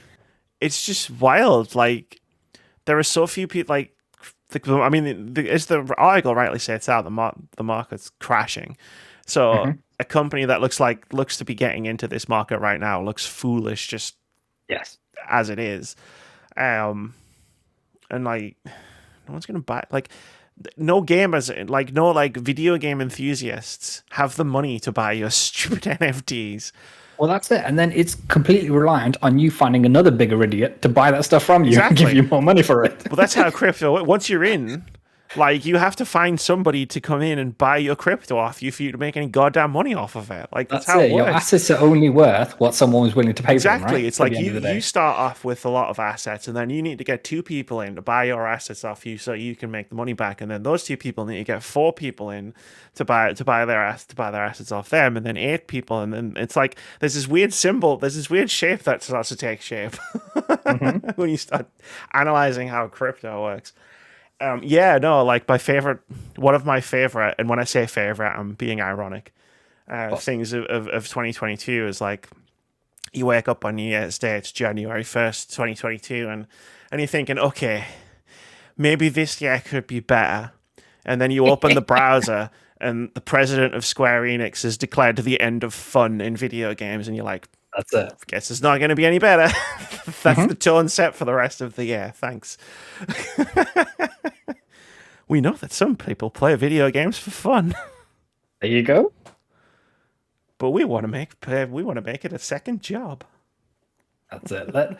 Let's not give NFTs any more oxygen than they already have. Absolutely. Because oxygen is a fuel for fire. And sure is. The planet is burning. Listen to Barrett. When in doubt, listen to what Barrett is saying. Planet's dying, Cloud.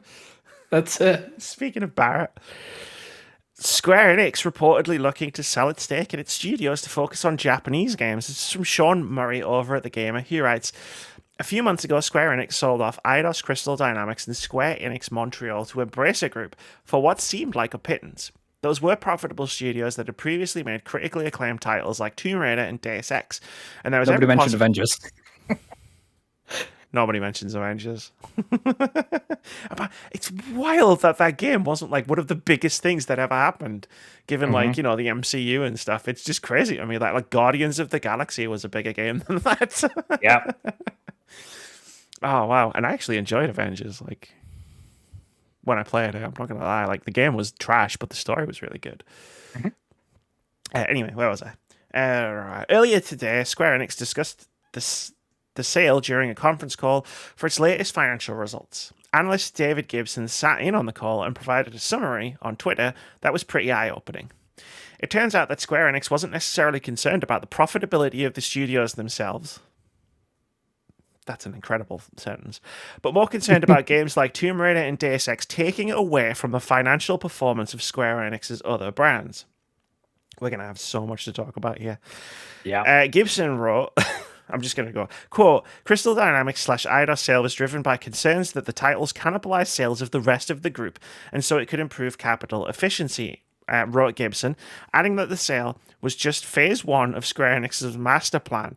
Phase 2 will involve, quote, diversification of studio capital culture, end quote, which will start with a review of its studio portfolio. This could result in yet more studios being either partially or wholly sold, with Square Enix expecting the biggest impact to be on its European and US studios. Square Enix then plans to reallocate resources to focus on its Japanese titles. Gibson also offered his own expert opinion on Square Enix's plan. He found it interesting that it planned to sell studios while Sony, Tencent, Nexon, and more are all looking to buy. He also found it interesting that after the sale of Crystal Dynamics and Eidos, Square Enix has $1.4 billion in cash and no debt, which makes it strange why the publisher is looking to divest itself of profitable studios. Gibson wrote, a quote, extraordinary decision by management. Stock price likes it in the short term, plus 9% today, but longer term, ... end quote. This is absolutely wild. I know, right? Like... This is ridiculous. It's kind of okay. So they weren't rolling out Tomb Raider games every year, which is good because they needed to space these things out. But to say that, okay, a consumer is going to buy a copy of Tomb Raider, therefore they're not going to buy a copy of Final Fantasy is asinine at the end of the day. It's like that time EA. I mean, they only have space for one game on their shelf. Yeah, I mean, I do, but that's full shelves. But no, like it's like that time EA killed Titanfall 2 by saying, "Oh yeah, Titanfall 2 has different fans from Call of Duty." Mm-hmm. No, it doesn't. What are you doing? It's like, oh, someone bought Tomb Raider, so therefore they're not going to be able to buy Dragon Quest. It's like. There aren't many people who in that Venn diagram.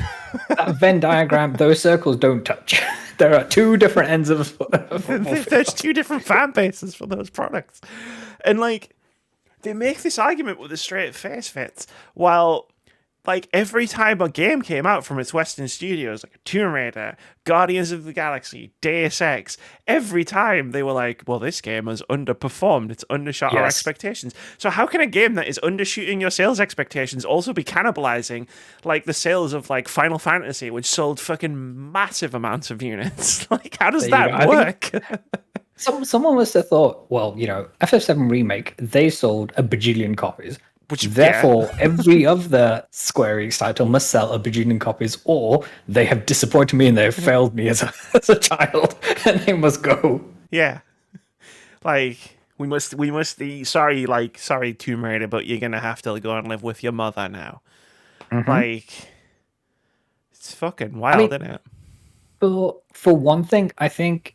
In a way, it gives these franchises which are going to get sold off or have been sold off kind of thing a new lease of life, which I think is good because as much as for me, on a personal level, for as much as the first Tomb Raider reboot, which is 2013, I want to say, and then Rise of the Tomb Raider, as much as those were brilliant, Shadow of the Tomb Raider, which I think was shelved to a different studio for it was Montreal because Crystal Dynamics made Avengers.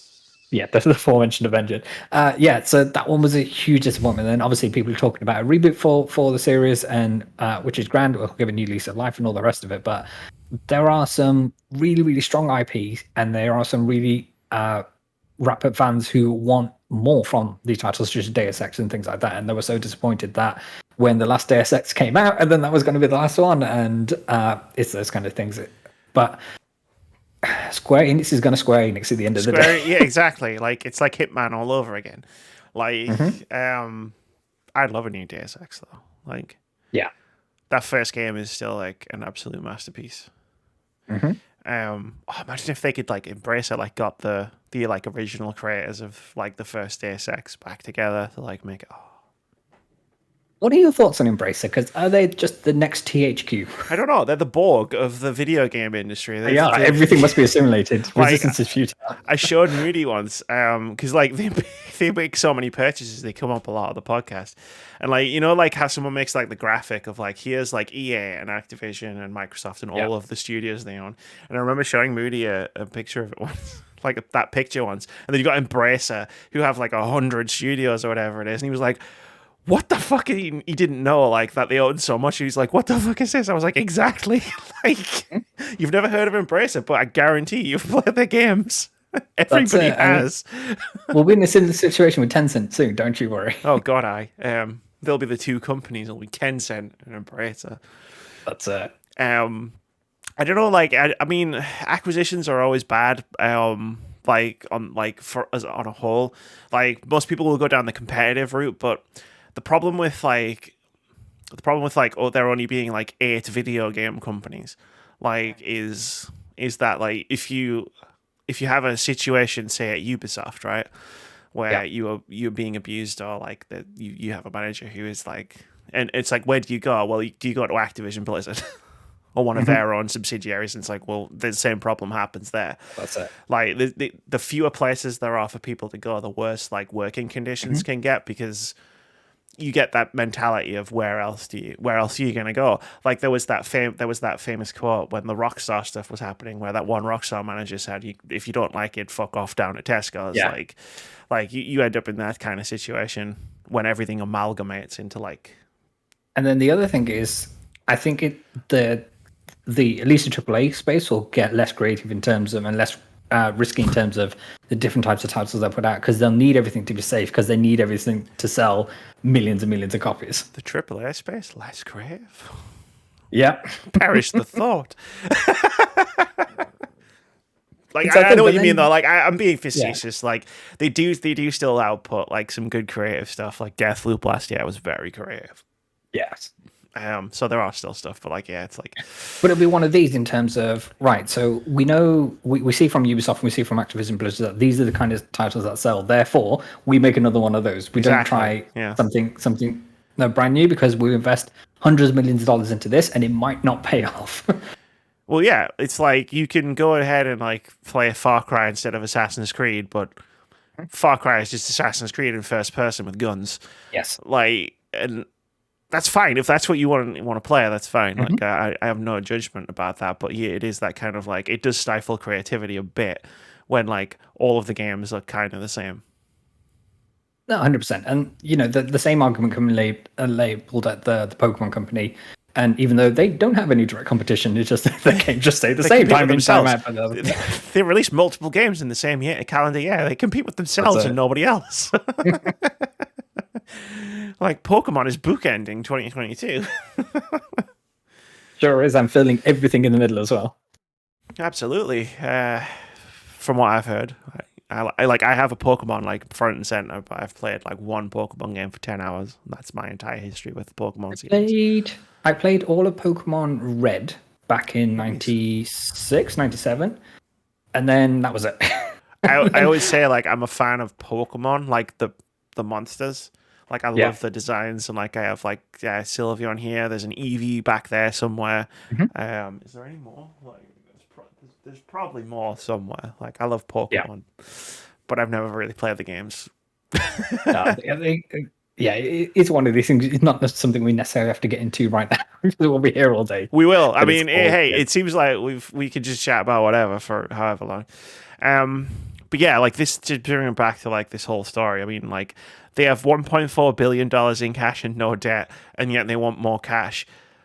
I mean, one, that's how capitalism works, and two, they are 1,000%. Like we already know they're trying to triple down on NFTs, so like they're gonna need all the money they can get.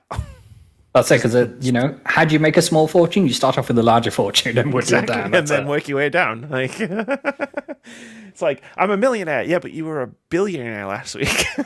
What happened? And I mean, the critics might say, oh, they're reading the room and seeing that there's the global recession coming and all the rest of it, and they need to bank all their money beforehand. But no, they're doubly done on NFTs and just going full evil, full Shinra on this thing. They absolutely are. Like we should call them Shinra. It's the Shinra Electric Power Shinra Company. Game Company, that's it. Shinra Electric Game Company. Get nice into it. I think we've got one more news story. Should we? We do, and I think it's the best of the bunch. Sometimes you just gotta end on whatever this is. Someone has made a gaming PC from a toilet. This is from Victoria Kennedy over at Eurogamer. He writes, "The internet is quite a place. You can find everything on here, from how to boil an egg to checks notes, make a toilet into a gaming PC. Yes, it's actually a thing. This recent computer creation was made by Basically Homeless, who turned their loo into a functioning, quote, 12700, I don't know what that is, and 3060 gaming PC, end quote. To do this, the YouTuber fitted their toilet tank with a motherboard tray, a suitable amount of airflow, and a self-created water wall to keep the PC's tech and the toilet's plumbing separate. I mean, you wouldn't want everything getting soaked after each flush, would you?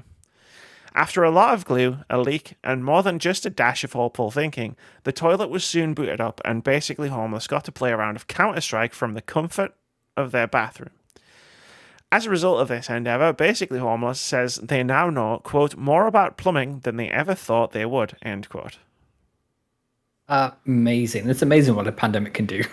Just like, so at some point, do you think like Basically Homeless was sat on the toilet just thinking, man, I wish I could play Counter-Strike right now? I mean, do they not have a Steam Deck? Dude, they're just staring at their computer, just like, I've got a great idea here. Like, how does the idea form in your head that I'm going to turn a toilet into a PC? I mean, was the monitor part of the actual construction? Let's have a look. Hold on. What if I just type toilet PC in a Google? Is that a good idea? Dangerous game, my friend. Oh no! I should have read the PC Gamer article. Oh, the headline is. Hold on, I've got cookies. The headline is, "This PC in a toilet is the good shit." There you go. Like, oh, PC Gamer, you win. You win the internet today. I'm trying to find a picture of it though. Like, there is a monitor in the back bit. Okay. I don't know the plumbing terms. I think we all understand when we say backbit, though. Yeah. Oh no, it's not a monitor. It's. Hold on, I'm going in. Okay. It's they've put like a perspex, like the perspex panel on it, like you get the see-through panel. Fine. So you can see all the gubbins. And then it's like the blue light, and it's like there's a PC in there, but there's definitely also like toilet plumbing. Sure, you gotta have like a stopcock and whatever the thing is, and yeah, the other thing, and yeah. And then he's sitting on the toilet, and there's like a desk in front of, like a floating like shelf. Okay. And then like a TV mounted on the wall. Okay, so clearly, I mean, obviously you imagine they have like a regular setup somewhere else, possibly not in their bathroom, but okay, good for them. Some people write to get their creative fix out, and this person built a game PC into their toilet. So, who are we to judge? We were just talking about it at the beginning of the podcast, right? About like creative outlet, right? 100%. D&D, I make unnecessarily in-depth videos about games basically homeless built a PC in their toilet. So the thing that strikes me is, does anybody reading this article think, okay, he's going down the components list of what he's put in his toilet PC, and is either supremely jealous and or angry that this person decided to utilize components in this fashion? So yeah, so for me, I only bought a gaming PC last year. Not necessarily to play games on. I just needed a beefier computer than my aging old laptop kind of thing. But it's one of these where it's okay. So I was specking it out and making sure it has enough horsepower to do the things, and it happens to have a 3060 in there. And then it's also okay. But yeah, so this dude, he puts it in the back of his loo. So okay, good for you, guy. Good for you. I'm dying. Oh my god, I have a 970. Help me. But hey, you know what? Like, you do you. Like, 100%. I love it. Like, I always love the weird, like, quirky, creative stuff like you come across every now and again. Like, oh, someone beat Dark Souls with the Donkey Kong bongos. Like, Yep. Give me that shit. Like, feed it directly into my soul because it soothes me. Yeah, this dude, they can keep their toilet PC. I mean, yeah, I don't want it. Like, you can keep it. Like, the last thing I want to do when I'm on the toilet is play Halo or whatever. There you go. That's what the toilet time is. What TikTok was made for. TikTok is a dangerous game that I have yet to get into because it will absorb my life. It does so absorb your life. Like, because the videos are so quick. They're so quick, and you just keep going and going and going and going.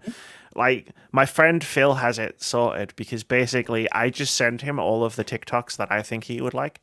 So, right, okay. So what he says is he uses TikTok secondhand. He doesn't use TikTok, but he gets sent a lot of TikToks. Like, cool. Get used to it. Now that we're friends and we're best friends now. Like, you're gonna get sent TikToks because that's just part of like the contract of like knowing me. Like, I will send you TikToks. 100%. Yeah, it's one of these things. Like, I consume TikTok through Twitter kind of thing. So I'm there with like Stacey's dad when that blew up. And I was like, okay, this is the greatest thing ever. And I love that they're releasing a full version of that soon. And I'm sure that will hit TikTok at some point. Absolutely. So, yeah. All right. Brah, what do we got? We have... Games out this week. Games out this week. We've got some cool fucking games out this week. I'm loving it. On August 8th, we have Tyrant's Blessing coming to PC. Tiberia has been turned into a paradise by the tyrant, free from war, suffering, and death, because nearly everyone has been turned into the undead. Take charge of the cost of the cost. Oh my god! Take charge of the last living warriors in the tactical turn-based battles and drive the dead army into the sea. I think I've got some stuff on my mind. On August 9th, 2 Point Campus comes to PlayStation, Xbox, Switch, and PC, and is also going to be available on Game Pass. Build the university of your dreams with 2 Point Campus, the sim with a twist from the makers of 2 Point Hospital. Build, hire staff, and run an academic institution packed with wild courses. Then we've got 2 games coming out on August 10th. The first one is Lost in Players, coming to Switch and PC. Go on a feel-good adventure with a brother and sister as they explore dreamscapes and befriend magical creatures. Lost in their imagination, Toto and Gal must stick together and solve puzzles to journey back home. This whimsical puzzle adventure game will make you feel like you're playing a cartoon.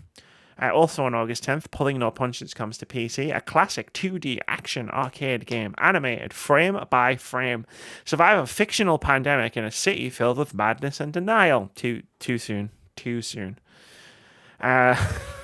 And then on August 11th, we have 2 games coming out. Cult of the Lamb comes to PlayStation, Xbox, Switch, and PC. Start your own cult in a land of false prophets, venturing out into diverse and mysterious regions to build a loyal community of woodland followers and spread your word to become the one true cult. And then lastly, we also have Rumbleverse coming to PlayStation, Xbox, and PC. Rumbleverse is an all-new, free-to-play 40-person brawler royale where anyone can be a champion. You play as your own unique citizen of Grappital City as you battle your way to victory. What a week. Awesome. I mean, just what we needed. Another Brawler Royale. They're coming out of nowhere all of a sudden. Like, what happened?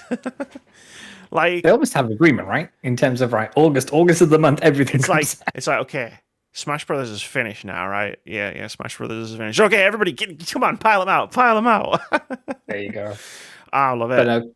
Love it. Cult of the Lamb is the one that speaks to me, not only because we were lucky enough to get together with some friends last week and went to a Brazilian restaurant where they come to you with the swords of the meat, and they trim and you pick it off. And Yeah. the lamb guy was a hero. They came around so many times. So this game in my mind is now called Cult of the Lamb Guy, and we are all in it. Cult of the So Lamb that's- Guy, brilliant. That's it. Yeah, like I've spoken about this game a couple of times recently, and I've said like it looks amazing, right? And like it's gonna blow up my Twitter timeline, like of people who love it, and I'm really here for that. But for like me and where I'm at right now, I can't play a game where it's like I have to do bad things to cute. Like I can't.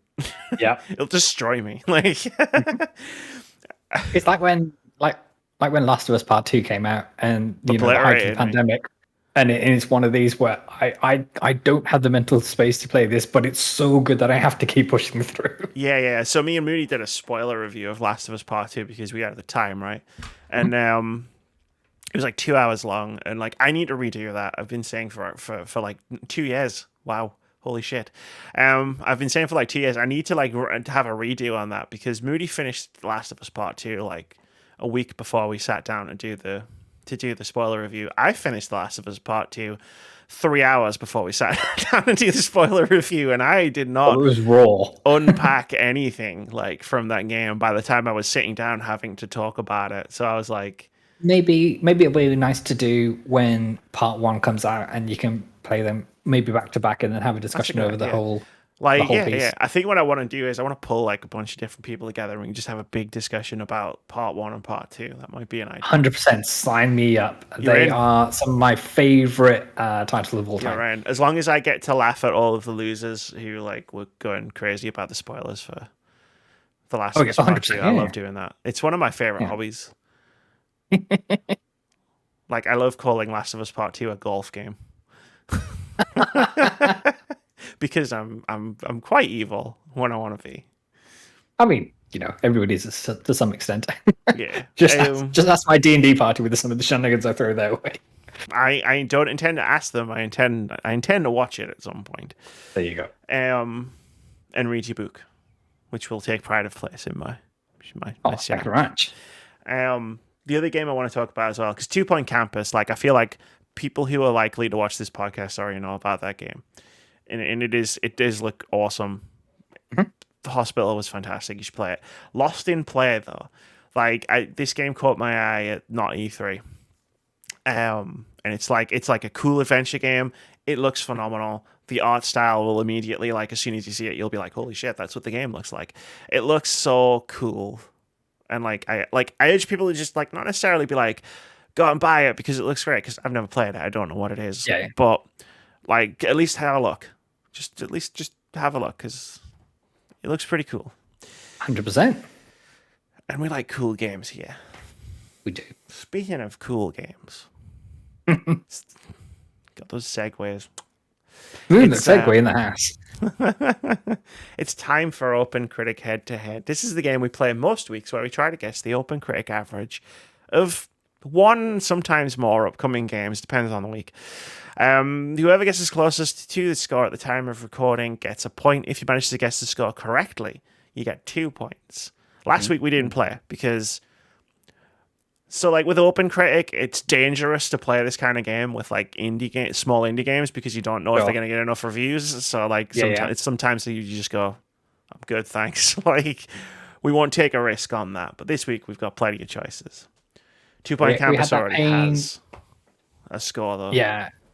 We had that pain when it came to the Top Gun DLC in the Fantasy Critic League that I'm in. Sure. And it's...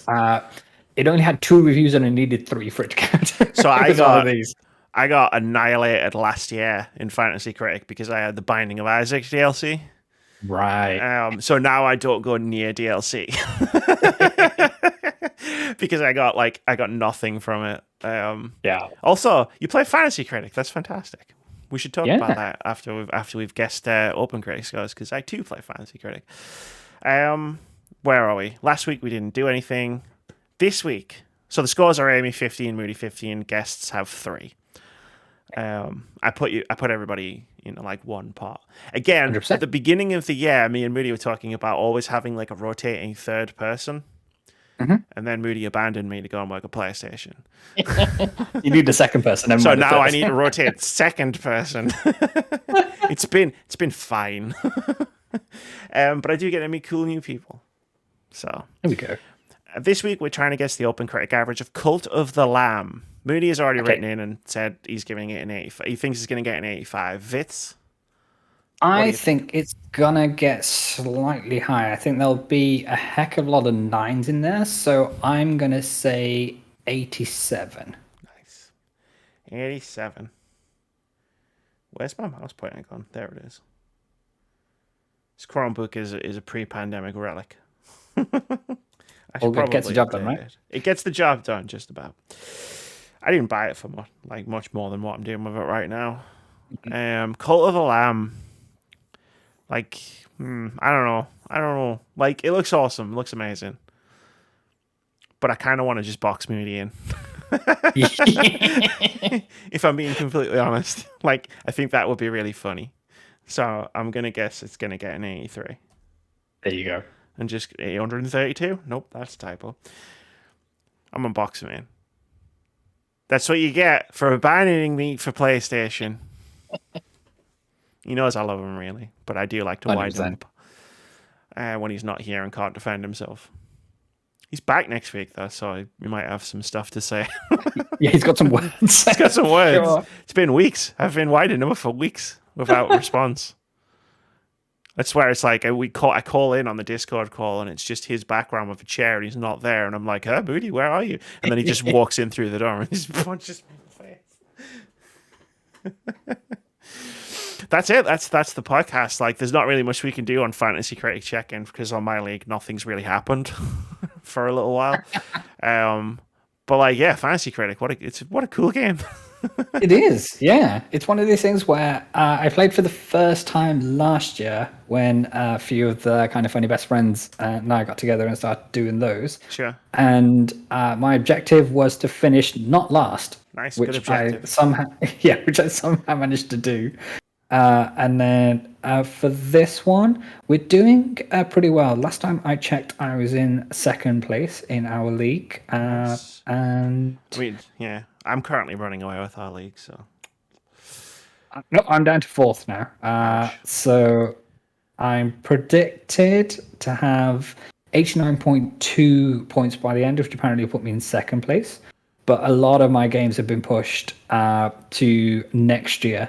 So Ouch. I'm missing out on things like Final Fantasy 16, the next Forza Motorsport, and then because we did the draft as an auto draft, so we just put the games that we actually wanted. So I've been lumbered with Hogwarts Legacy, which I don't think is going to come out this year.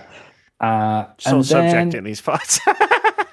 Oh, for me too. That's one of the games I'm decided ahead of time that I'm not going to play. Yeah. Again, probably some fantastic people working at Warner Brothers Studios, You're but absolutely right. I can't be supporting that. And it drove me to create such projects as running my own game show, Vitz and a Harry Potter version of those, where we raised money and awareness for charity supporting LGBT plus communities, and that was a really good deal. So we came up with 200 Harry Potter themed questions.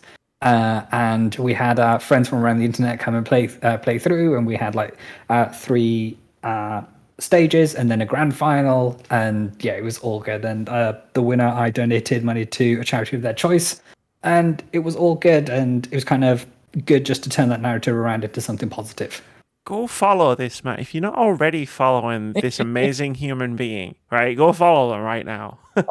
Vitz Patel everywhere because he's smart and he branded properly. Well, I say everywhere. I'm only on Twitter and YouTube and Twitch, so not so much with the Facebook. So those 3 paid now Facebook. Yeah, there you go. Yes, Fantasy Critic. I have 117 points. 116 points there. My second place currently has 70. Right. So, okay. So I'm quite far ahead, but not like counting my chickens. So this is our 3rd year playing. I won the first year quite comfortably. Moody won the second year.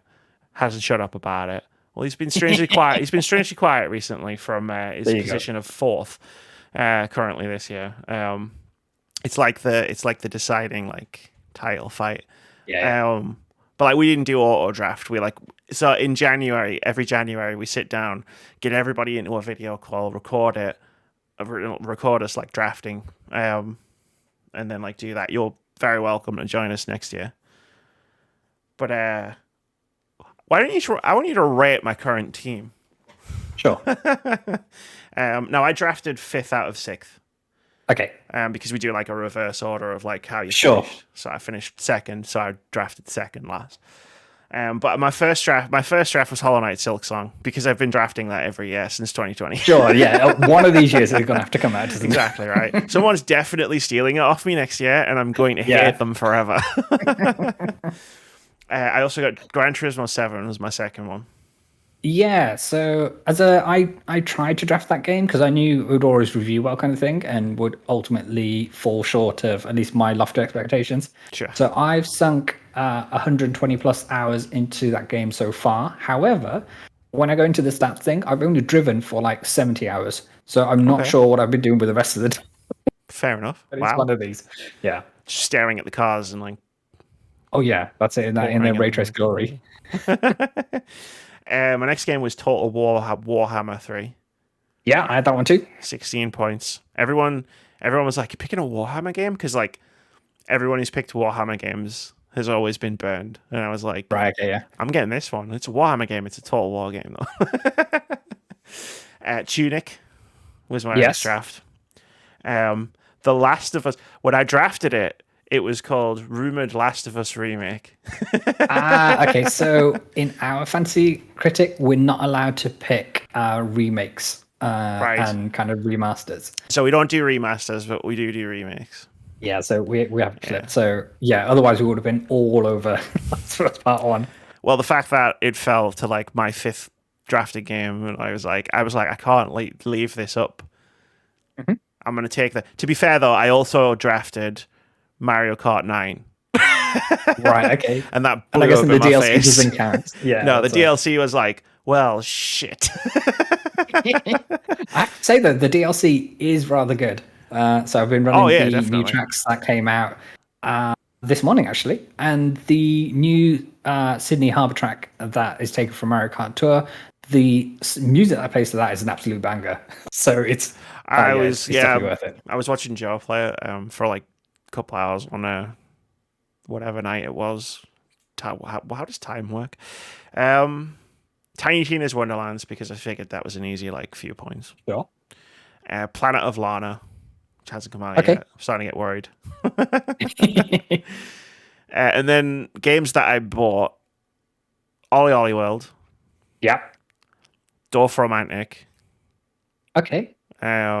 Which got me 13, so respectable. Neon White, accidentally my best scoring game of the year so far. Pokemon Scarlet and Violet, purely to spite Moody. Oh, 100%. But they always review decent, right? Extremely well. And it's kind of, okay, why is that the case? And I think I've boiled it down to, it was something that was said on Girlfriend Reviews with Shelby and Matt, and they were saying how it's really weird how Game Freak get away with kind of incremental improvements where every other game studio and publisher and developer have to make giant strides to kind of get any praise. And they boiled it down to people love Pokemon more than they respect themselves. And I think there's a lot to that argument, but potentially, we're trying to be polite. But yeah, like Moody is like he has like 6 Bulbasaurs like behind him. Like he's a huge Pokemon fan, so the idea that I could like snatch that before he had a chance to get it, I think I outbid him. Actually, he wasn't very impressed. Live Alive. Yeah. And then Metal Hellsinger. Nice. Immortality, which is the Sam Barlow game coming out next month. Thirsty Suitors. That game looks so good. Yes. My last one is Vampire Survivors, because I feel like that's racing towards release this year. They've just put out patch 9.0.9. I'm like, there's not too much wiggle room between that and 1.0, right? That's coming out. That's like a Halloween game, right? I've got 2 spots left.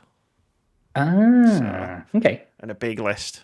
There's only me and one other player who have spaces left as well. Right. Okay. Teams, so everyone else is full.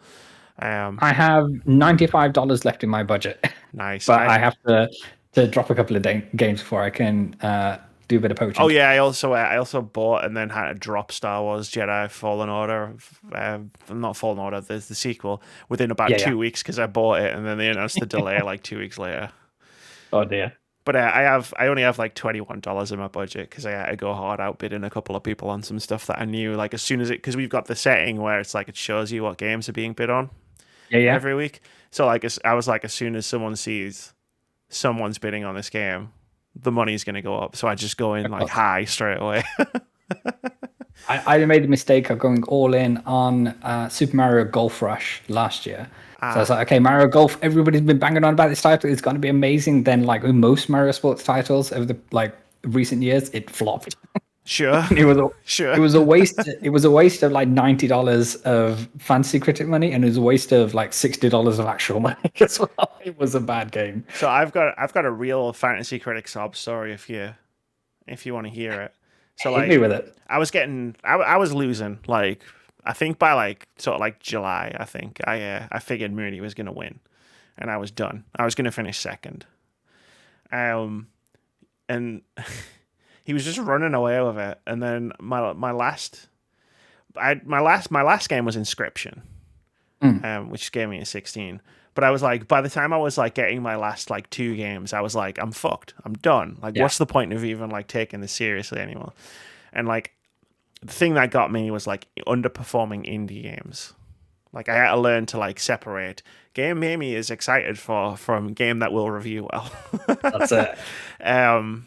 So like Lake was coming out last year, and I just went, fuck it. Like that game's gonna be fantastic. And it's gonna review not great because you just deliver posts, but that game looks amazing, and I really enjoyed it. Like it was one of my top 20 games. Super cozy, absolutely. And I bought it, and it got 68, so I got -2 points for it. But I was gonna lose anyway, right? So like I wasted the spot. Minimize your losses, absolutely. Moody's last game of the year then came out, and it gave him a -15 points.